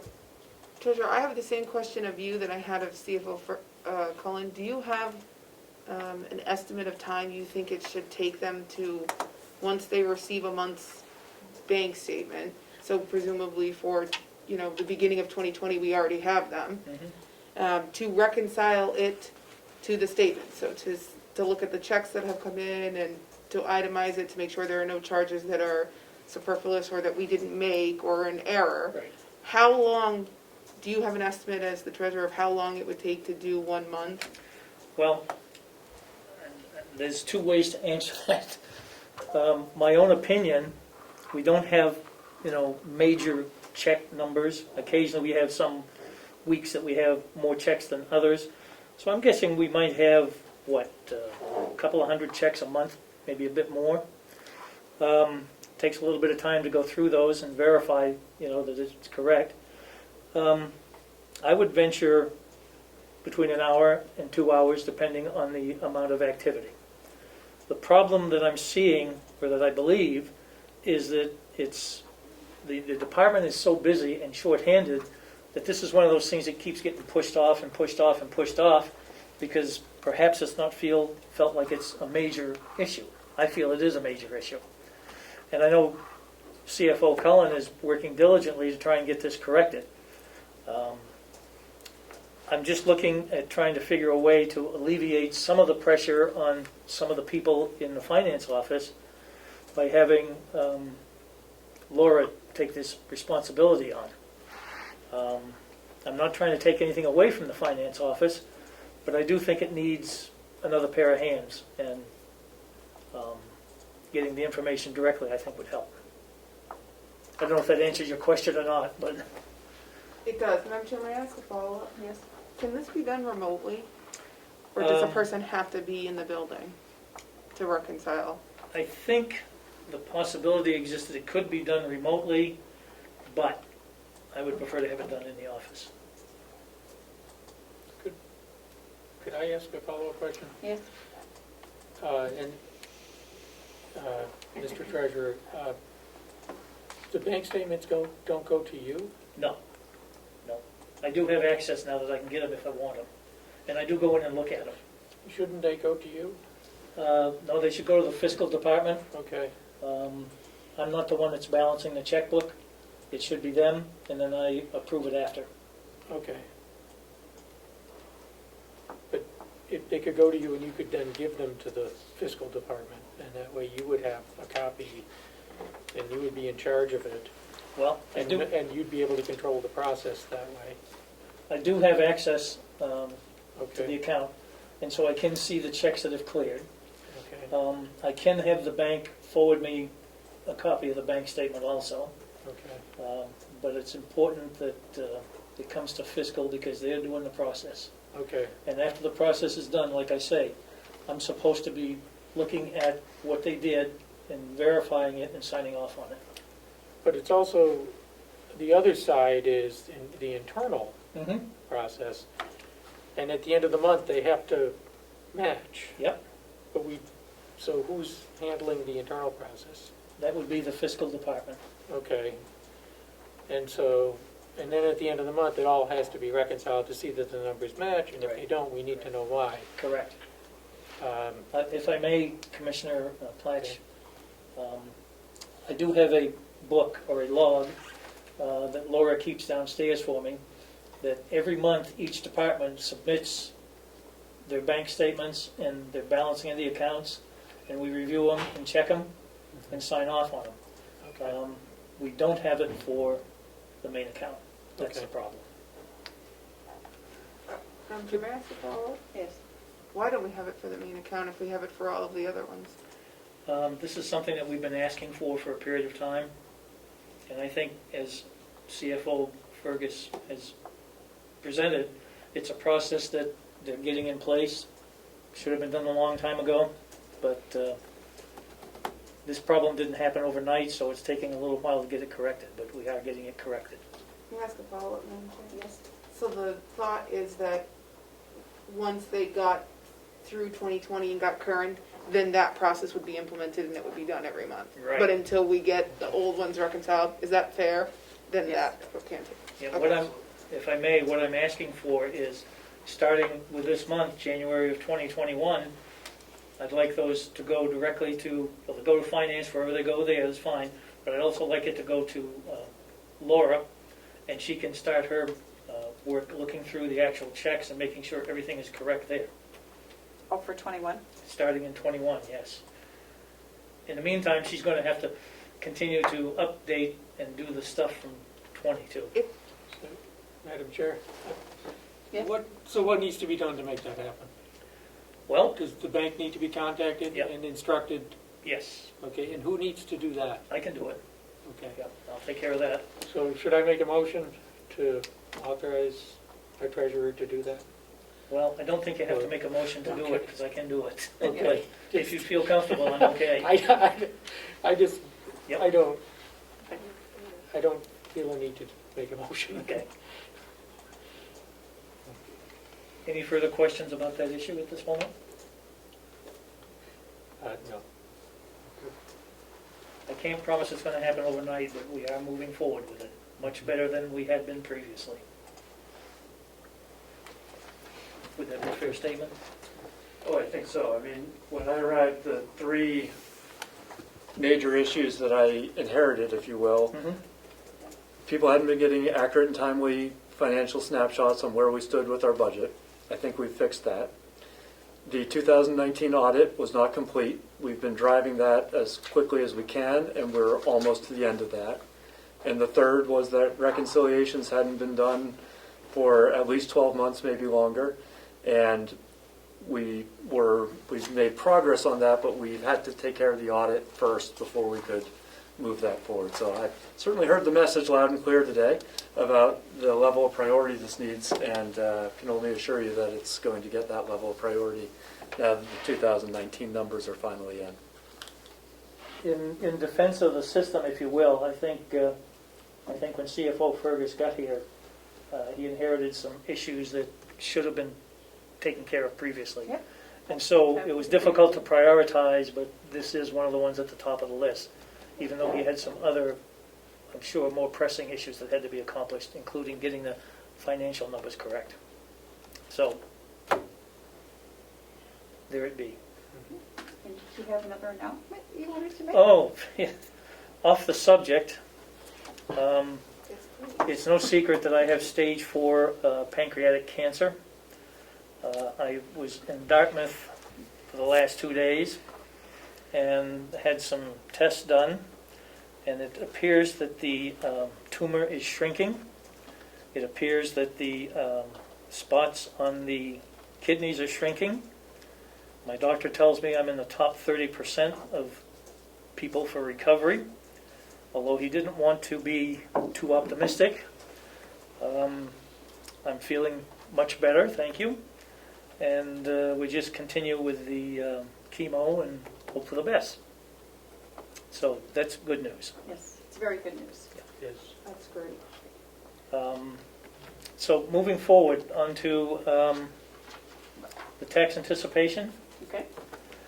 I want to share some things with the commissioners that I think the previous commissioners had, but I don't think that you've had the opportunity to see some of these things. And this is an email that was done some time ago. And I apologize for not getting it to you sooner so you can read it, but I'd ask you to read it at a later time. Just wanted to bring you up to speed. Yep. I did get a response on that, but I didn't print it. So the next thing I want to share with you is, and this is the important part, this is on the tax anticipation note, or the directions that we need, that I know that Fergus has a copy of, because I've shared this with him in the finance department. No, I'll pass this down. Top one is the response from Renell, and she notes that the information was provided to the finance department back in October. I suspect that it wasn't a major issue in October, but I'm not sure where we're at with our cash flow projection at the moment. We should have 3 pages here. Or 3 documents, the last one is 2 pages. Right? Yeah, the last one's 2 pages. Oh, So 3 pages altogether. Yeah, have I got them mixed up? no? I don't know. Let me see what you got. Yeah, I've got the right ones. Okay, Those 2 go together. okay. Larry, those 2 go together. These 2 go together. Yes. Oh, so I just have an extra last page. Oh, okay. Thank you. And so, at this moment, I suspect that cash flow projection is being worked on. I will check with Kathy after the meeting to confirm it. I didn't get a chance to check with her before. So the point is that the process is hopefully moving forward. I wanted to get this completed sooner rather than later.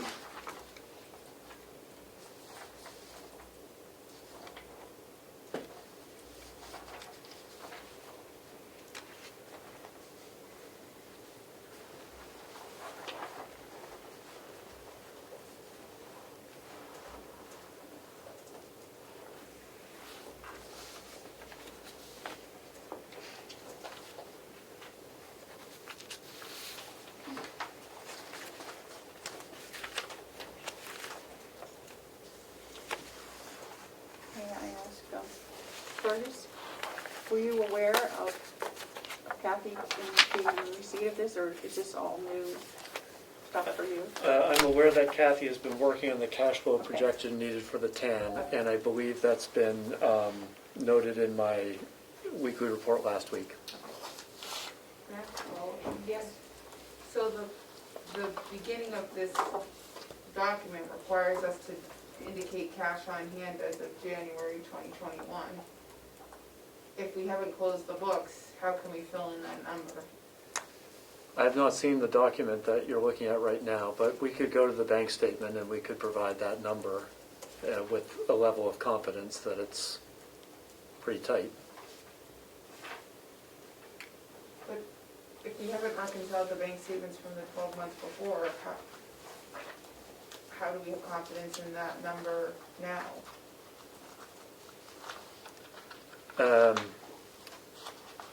I mean, you're correct. Can we be certain that is 100% accurate? No, but I will say with the reconciliation process, there's no reason to think that we've got a major discrepancy. We may have some minor discrepancies.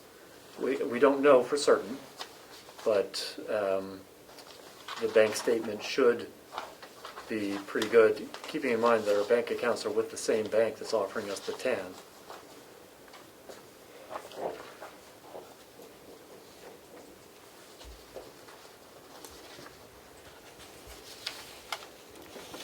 Chair, Yes. what do we anticipate the timing of the borrowing to be? We'd like to have it, if I may, Madam Chair, I'm sorry.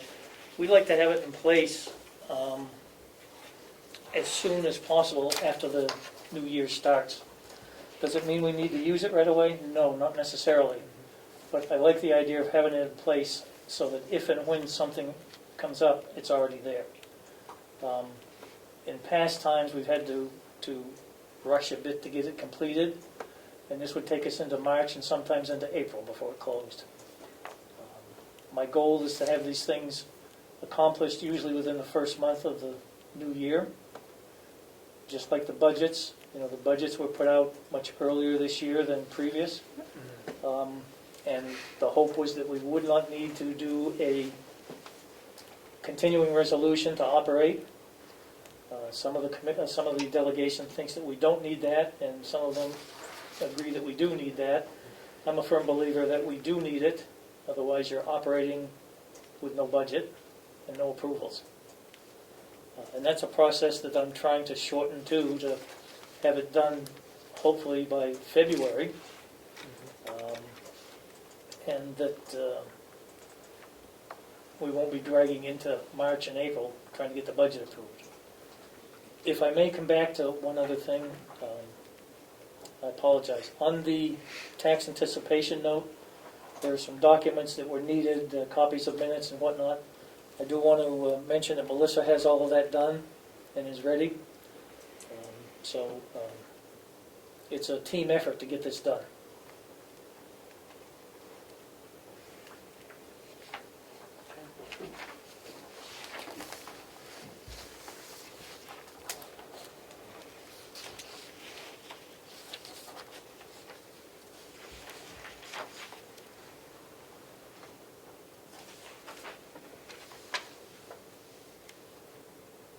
Joe, you have anything else for us? No, I think that's it, although I've got some issues with the payments this week. A number of the invoices were not approved, and I've got one here that I don't have a check for. But I'll talk with CFO Fergus about this. Okay. That puts you on board, Melissa. Sorry, Madam Chair, I was looking for a note that I had. Madam Chair, if I may, I'm Yes. sorry. The manifest Yes. for January 5th, Okay. dated January 6th, was $211,578.77. Can we have that number one more time? Sure, 211,578.77.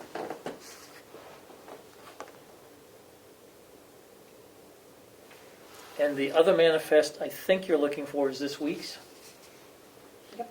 I think it was the 13th. Madam Chair, it would be the one prior to January The 6th. 8th, last week's. Probably the end of year, the last. So that would be December 30th, Yes. okay? December 30th.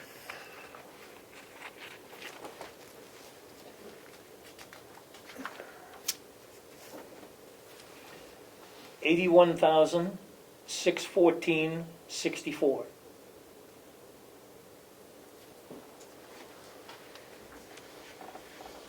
Okay, so that brings us up to date, right? Right, Thank you. you're welcome.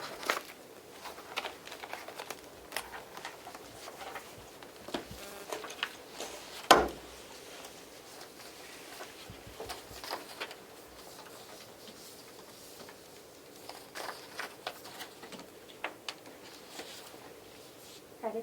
Ready. Okay. We're ready for you. On the agenda, I had put the line item transfer policy, and I just keep putting it back under my report so that we don't lose sight of it. What I would like to have is a cooperative effort between finance, the executive committee of the delegation, as well as the commissioners to at least have a review of the policy and have input into the process. If the commissioners would rather just set the policy, I think that would be fine too. I'm just trying to incorporate everyone's concerns in a policy draft. our policy has to follow the RSA, so that's where, from the beginning. And then I don't know what else, what do you want to change? Okay. Just to set the procedure as to when a line item transfer needs to be brought forward, Okay. to decide if it's the responsibility of the finance office or department heads to initiate the process, the steps that one would take so there's no confusion for the department heads or the executive committee of how we process these things. I have no confusion in my mind, but we can do that. RSA says it starts with the department head. And if you'd like to not draft a policy, No. that's also too. The other two commissioners are on board. I think we should review any policies that, that need to be done. Okay. Is there an existing policy? There's Yes. not. There's just a list A that list. was provided by the executive committee Yeah. back when the RSA was first adopted, We can work about on how that. they would handle the process. Okay. Okay, so if I could just keep that on the agenda Yep. and perhaps bring it back next week. I Okay. didn't get to it. Could I ask a question? Yes. Are you familiar with the RSA Yes. and the requirements? Okay. What I'd like to see is the department head request as it comes to us, and Yeah. have that part of the package. That's the way we had been Okay. doing it. Okay. I just wanted to solidify so we're all on the same page, basically. And there's no Okay. question about how employees Okay. should be responding to this. So. Okay. Also on the agenda I have, and I did not provide this to you ahead of time, so if you'd like to hold it for a week to review, it's the annual service agreement for Civic Plus. Civic Plus has been our website host since June of 2011.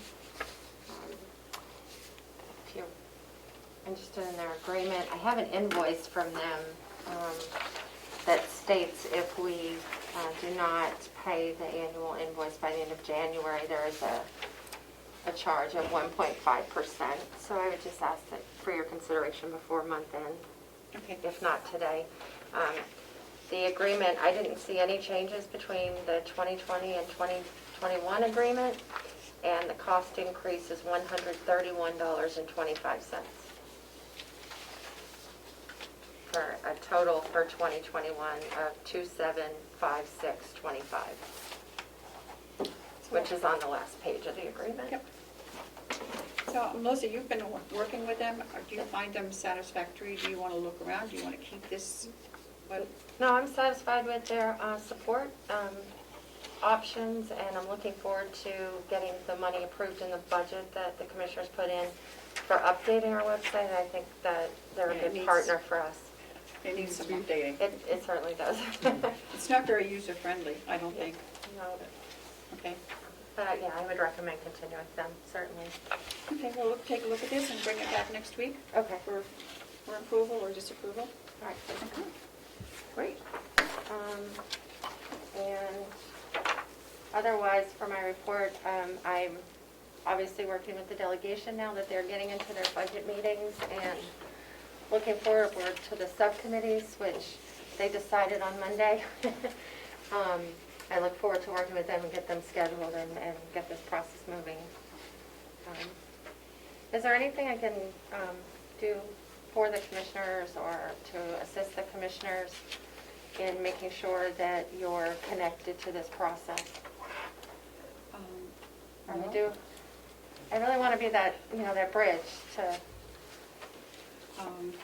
I think the process that we had last year with all the questions that are coming from the delegation members, that if they come from, or go through Lino, or at least the chairs, if they address their questions to you, if they're for the commissioners, so that we're not having 4 or 5 of them call for the same question, because it takes a lot of your time. And so if you would send a message an email to Lino and ask him if we could ask them to do that, it would be very helpful for us. And if they have questions, to please give them to us in several days in advance of their meeting, so we can be prepared for that.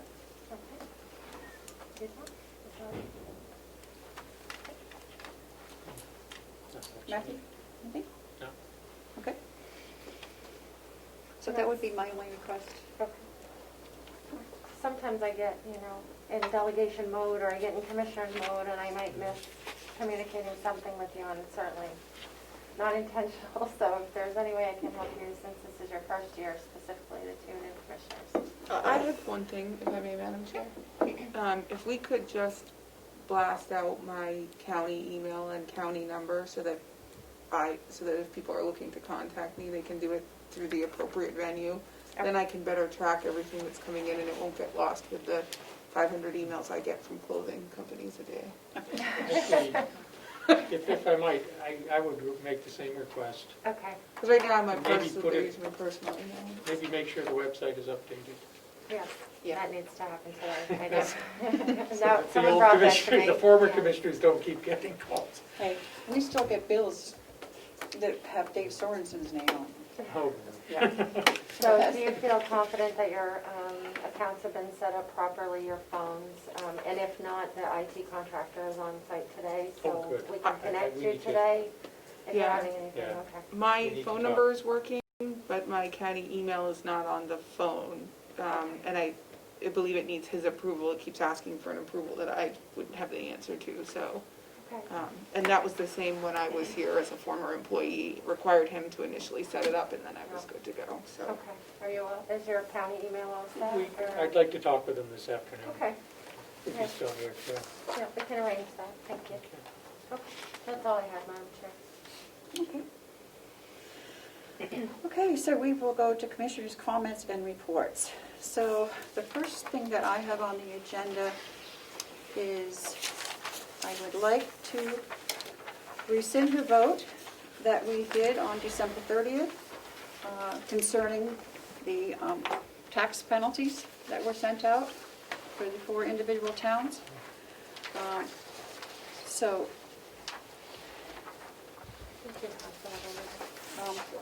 yeah, I know, thank you. So I would wait, I make that motion and I wait a second for that. I will do it because I'm on the pertaining. I would second. Okay, second. And all those in favor? Uh, Do you want discussion? Yeah, I'm trying to Okay. understand the motion. Is it these 5 towns? Yes. Okay. And we voted to send them the penalty notices, and they've received them. Mhm. So my motion is to rescind that vote, I would, okay. and you seconded. I did. So we're open for discussion. I think So- it's a great idea. Shall we officially vote then? I vote in favor of rescinding those 5 notices. All in favor? Aye. Aye. Aye. All right, do we need to do anything else on that? Joe? Madam Chair, I would like to prepare a letter to each one of these Yes. municipalities and advise them that the vote has been rescinded, and not the same terminology, but they're basically off the hook. However, note that irregardless, the payments are due in the office on December 17th. Now, there's been some question about another RSA that says as long as they're postmarked. Well, when I look at the RSA for the treasurer on this issue, it says December 17th in the office. I don't know which one takes precedence. Yeah. I don't know if a county can overstate a state one, or. Well, that's I the don't believe state so. RSA. Well, Mayor, Your Honor? No, I'm not. Mayor, Madam Chair, Honorable. Yes? after promoting you, so I think Treasurer Costello, what came in was a copy today of the RSA from the town of Conway, and I think you have to read the 2 RSAs in combination. Yep. So the one that the commissioners were looking at was 2911, 2911. yeah. which says that it's due in the office. Yes. But if you read it in combination with 8055, which is timely mailing to a government entity, it says you're gonna use the postmark date. So I don't think we should be squabbling over it. I think, in my opinion, we should save the envelopes that come in from these towns. And if they're late, look at the postmark. If the postmark is after the date, then we issue them the thing. But the towns are gonna continue to rely on this RSA, and we're gonna continue to have this discussion year after year if we don't read them in combination. That would be my opinion. I don't know if the, Could I follow up on that, Madam Yes. Chair? So, when you look at RSA 2911, it says that the payment has to be received by December 17th, here. And the operative word is received. Right. But if you look at RSA 8055, there's a definition of received. And it's defined as the date it was mailed. So if it's mailed by that date, it's considered received by that date. So we have to go by the postmark. And this, and just to, I'm going to kind of leave out a few words here, but it says that payment made to the state or to any political subdivision thereof, which is transmitted through the United States mail, shall be deemed, filed, and received by the date the state or political subdivision on it, no, by the date shown by the post office cancellation mark stamped upon the envelope. And if that's not legible, then there's an alternative way of proving that, which is by evidence presented by the town when it was sent. And I don't know if we still have the, No, okay, that's why I'm rescinding, because we do not have that. yeah, I think we should, give them a pass. Now, if we get payments in the future that are not postmarked by the 17th, if they're postmarked, on the 20th, I think, that's a different issue entirely. So, and may I follow up on that, Madam Chair? Yes, I would agree with the treasurer that we need to send them a letter advising them that the payments are to be paid, to be timely done. I don't think we need to go into the RSA. I think internally, when these bills come in, we just need to save the envelope because the RSA says it's the postmark. So I still think a letter is required to go to all the towns indicating everything the treasurer said, just absenting the last part of his statement, which is that they are due in office on, I think we should just say, as permitted by statute or something to that effect. Therefore, we're not getting into extensive legal discussions with these towns over when it needs to come in. Next year, we will look at them, we will look at the postmarks, and I think internally, we need a policy to let the business office or whoever opens the mail know that when it comes to those envelopes, they need to be saved. Joe? Yes, thank you, Madam Chair. In response to Commissioner Tassari's, I'm sorry, comment, the only thing I'd like to do is eliminate that last statement and just say that they are due in the office by the 17th, and let it go at that. If they want to look into the RSAs, they're more than welcome to. Okay, so who would, Joe, do you want to I think, post that letter, or do you yeah. want to do it in conjunction with Melissa? I think with Melissa's guidance, we can do it. Okay. And if we could get those out as soon as Are you possible. okay, Madam Chair, with the treasurer signing those, or will I need the commissioners to sign them? Treasurer signed the last one. Yep, With the a treasurer's copy to fine. the commissioners? Yep. Is that fine? Yep. Thank you. Thank you. Oh, thank you. That's pretty much all I have. Matthew, do you have anything that you would like to say? Sure, I just would like to thank the staff for all they've done to help me get started with my feet on the ground here. It's been great. Good. So, Thank you. For the staff. you too. You too, Madam Chair. Kim? I would echo Matt's gratitude to the chair for her assistance and the staff combined. And I do have a couple of things. One would be Commissioner Platch and I attended the delegation meeting on Monday, and they had specific questions at the request of the chair, Representative Avellini, about certain items that were either changed, or lowered, or hired from the proposal that came in by the commission.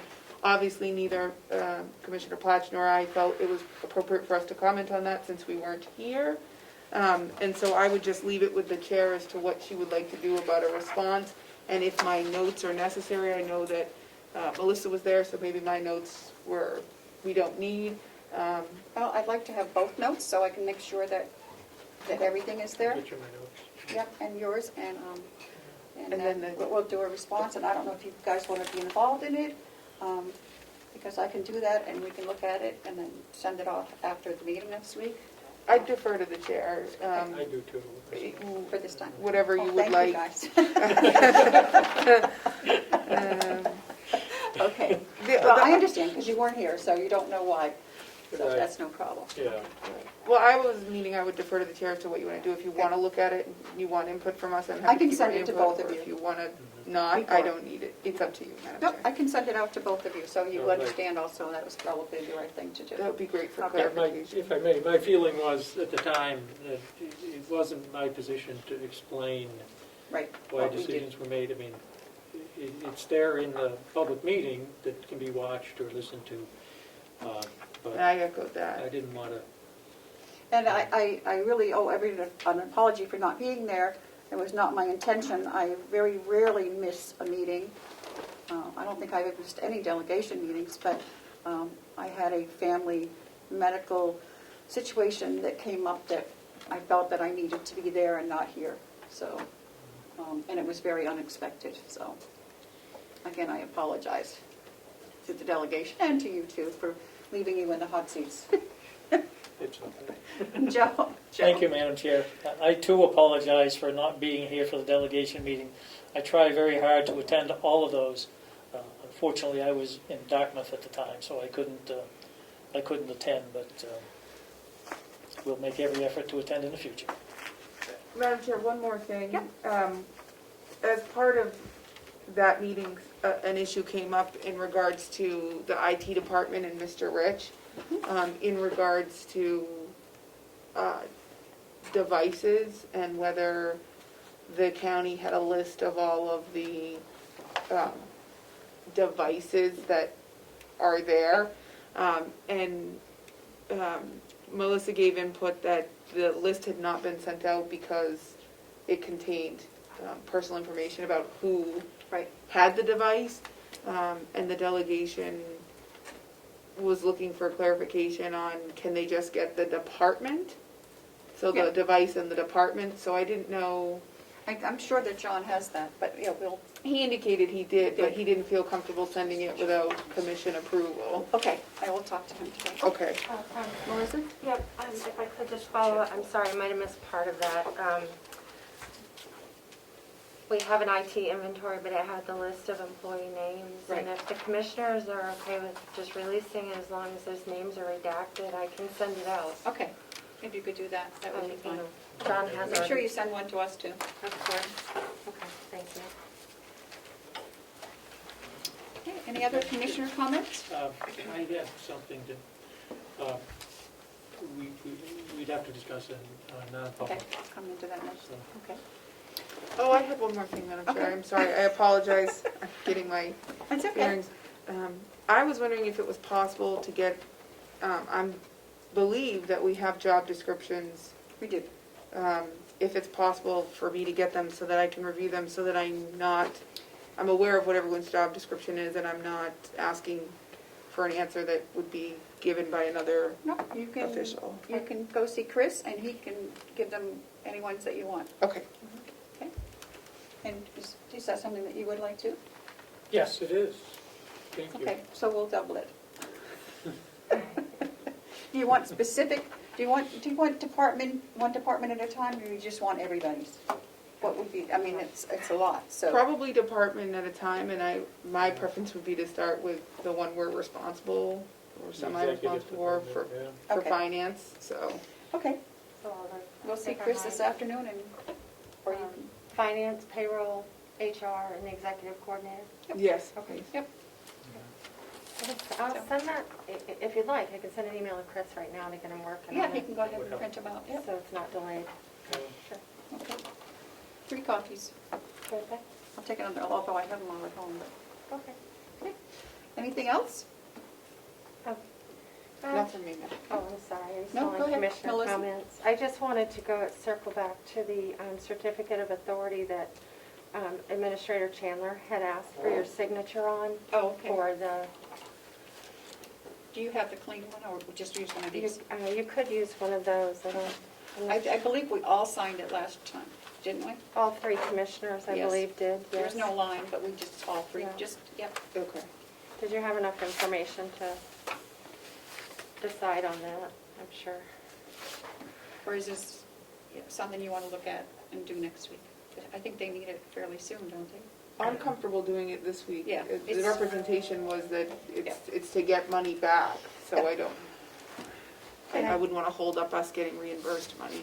I don't think he needs you to recite the entire voted paragraph. Maybe in a motion, you could reference this paragraph without having to read the whole thing. I think Okay. it's so voted that Okay. I believe. Who would like to? Would you like Wait, a a motion, motion? Madam Yeah. Chair? So I would make a motion to adopt and execute the certificate of authority provided by the director of the Mountain View, Mr. Howard Chandler, specifically paragraphs 1 and 2, which describe a quorum that allows for the vote to sign documents in reference to revisions or modifications of a judgment in a document that had previously been executed by the former commissioners. So it's second that. All in favor? Say aye. Aye. Aye. Thank you. So- Here is a copy, another one, unless you've already started signing. Nope, we haven't, but is that your copy, or I think you can sign that one. she can give you another one? Yeah. Okay. Okay. Okay. Should I just sign down here? Yep. what we all did? Melissa, can I have that copy you just Oh, sent? sure. Melissa, do you want us to sign? I guess we just signed, we all just signed on here, didn't we, last I time? think so. Yeah. I think that was how we did it. Or the chair can sign on the line. Yes.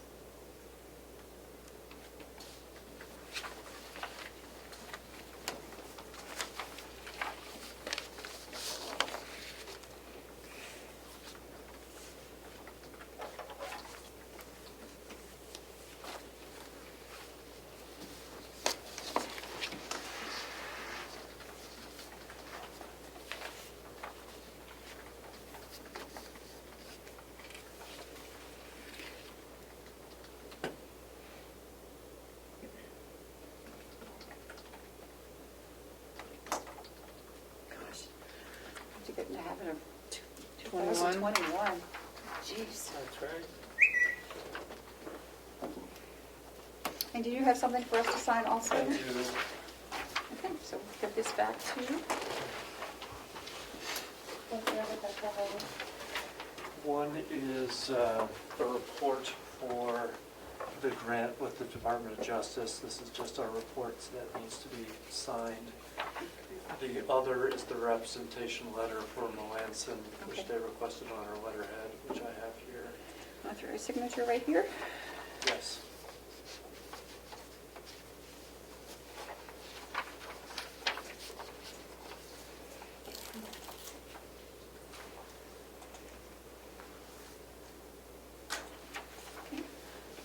This is from Melanson, the accountant. Yeah. It's, they prepared it on a PDF with the former commissioner's name, but I have read it, it's straightforward, but if you want to take some extra time, you certainly should. No, I think no, it's.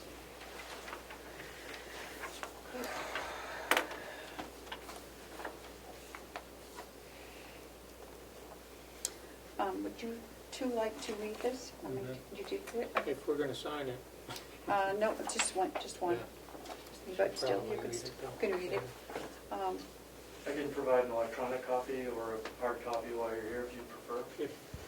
Either way, I can access right now, so. Would you like to? Thank you.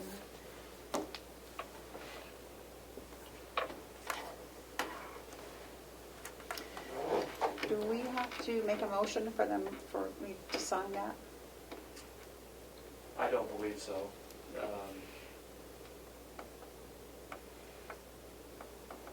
don't know what it is, I'm sorry. It's the letter from Melanson. Is that the management letter? No, that's Oh. not the management I'm letter, sorry, it's just an thank engagement letter. And you already hired him sometime in the past. This was pursuant to a prior, Right. so I don't even, we can read this later. I don't think we are, this was already authorized, right? Yes. Okay. Yeah. Good. Okay. I'll just sign that. Okay. Just get us a copy, and we can read it later, to just be aware of what the requirements are. Madam Chair, point of clarification. Yes. What is this actually in discussion of? Is it the engagement letter with Melanson? This is one of the documents we need to close out the 2019 audit. So it's really, I think it's, I believe it's really needed on their end for their guidelines, ethics, reporting, CPA association, that kind of thing. It doesn't really have anything substantive to do with the county. Can I look at it? Yeah, I'm confused. I thought it was the engagement letter for the new audit. It's not. No, No, it's the old. I think we already did that, didn't we? yes. The new one's already been taken care of. Yes.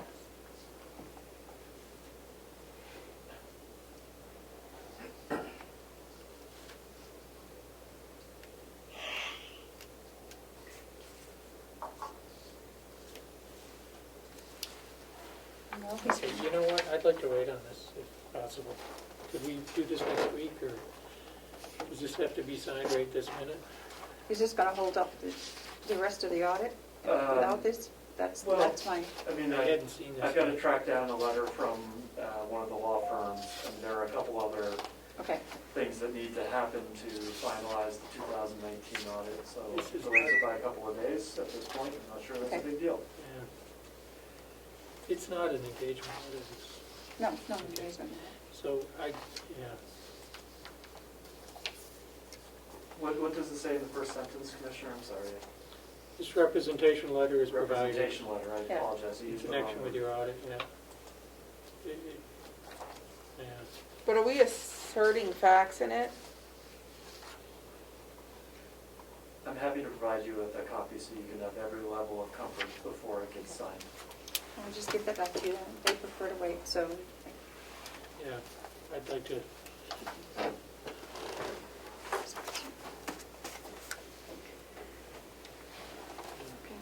Okay.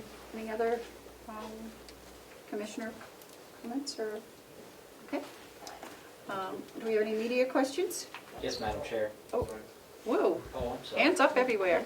Well, he's the real media, so I'll let him go first. Okay. Thank you. Damon? Just on the late, the sort of the pardon of the late towns that you guys did, I'm not sure the term, or waiving the penalty.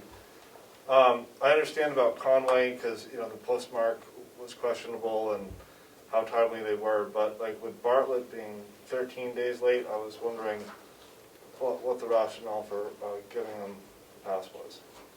Or if we're just passing everybody across the board just to make it even, or what's going on with Bartlett? I believe that Bartlett and Conway both had extenuating circumstances Okay. on reasons why they were late. And so after talking with them, and I have not had contact with the other two, but I believe that because of everything that's going on this year, and that was my feeling from the beginning, that the right thing to do was to rescind and put them on notice for the next year. Okay, thank you. Madam Chair? Yes, Joe? Thank you. If I can address the Yes. newspaper? Damon, I too was concerned about this, and I'm very happy to see that the commissioners have made the decision to rescind this and put them on notice. I guess my only question is, I hope you include this in the front page of your publication as you did with the previous one. Thank you. That is not up to me, but I can put it in. Request. yeah. You have no pull there, David? No, not really. Do you have any other questions for us, Damon? No, thank you. Okay, thank you. Thank you for coming. Okay, thank you, Madam Chair. I just wanted to remind you again that I submitted 391A Yep. requests. I I have still it right have here. one outstanding, just want you to know that you Okay. have to address it right here. And if that draft management letter exists in this room now, I'm requesting a copy of it. So, thank you. Management letter, okay. For the new one or the, The one that's under discussion, okay, not the representation letter. okay. Well, actually, no, let me rephrase that. You just want Since the everything? document's in the room, I would like a copy of the representation letter that you were just asked to sign. Okay, And I would also like a copy of the draft management letter for the 2019 audit, okay, if it exists. Thank you. okay. We might be able to get those for you before you even leave today. Melissa? Madam Chair, previously, the Board of Commissioners authorized me to distribute the draft audit to the delegation. Would that also hold true for the draft management letter? I would assume so. Or would there be any objection to? I have no Sending it objection to out. that. It's a 91A, so, yeah, we're going to be. It doesn't have It is to what be. Representative Abdullani asked for Okay. earlier. Yes, correct? we did ask for it earlier Okay. as well, Okay. Representative Avaloni in the meeting. And the 391A requests are in Yep, that I form. have them, and I got them right here. I'm not gonna let them go anywhere. I hope they go through the process. All right.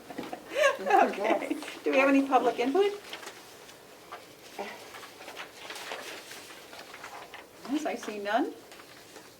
We have non-public sessions today. How many and what are they? We'll have to do them. If I might, I was not aware that Commissioner Flash had a request for a non-public, so I'm not sure which subsection that would fall under. I think that would be under,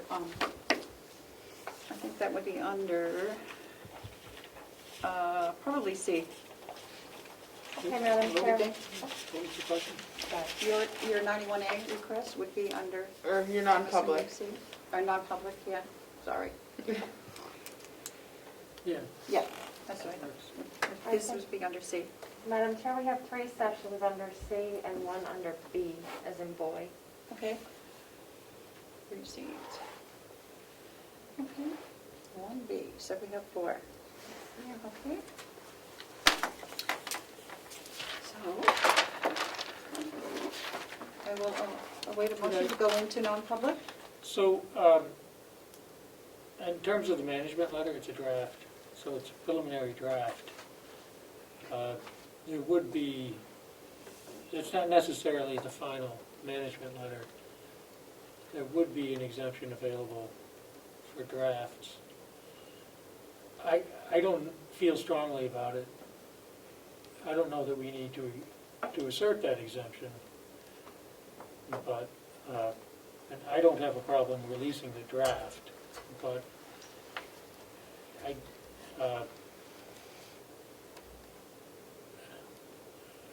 I haven't studied it yet, and if it has a lot of errors, I don't see what the benefit is of releasing it. So Well, if you can you get us all a copy of that? Sorry. It was sent to you on Friday. Oh, this is the. Yeah, oh, I okay. don't have it. They don't have it, yeah. So yeah. we're going to make sure that Commissioner Tesari gets a Yeah. copy. Yep. We're going to let the requester know that the request has been received, and we have 5 days to, Yeah. So and that will give you to your next meeting or close to it. Does that work for you? Mm-hmm, it works for me. I'll just allow you guys to look at it first. Yeah. Okay.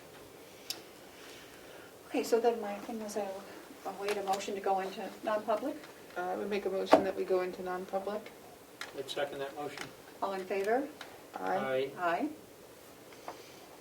So we're going into non-public and we'll take a Madam 5-minute. Chair, could you include under subsection C and B in that motion? Okay. And also I need to do a roll call. Oh, that's right, because that, okay. Okay. Sorry, roll call. Commissioner Tesari, Aye. Commissioner McCarthy, Aye. Commissioner Flash. Aye. Thank you. Okay. We'll take a 5-minute break.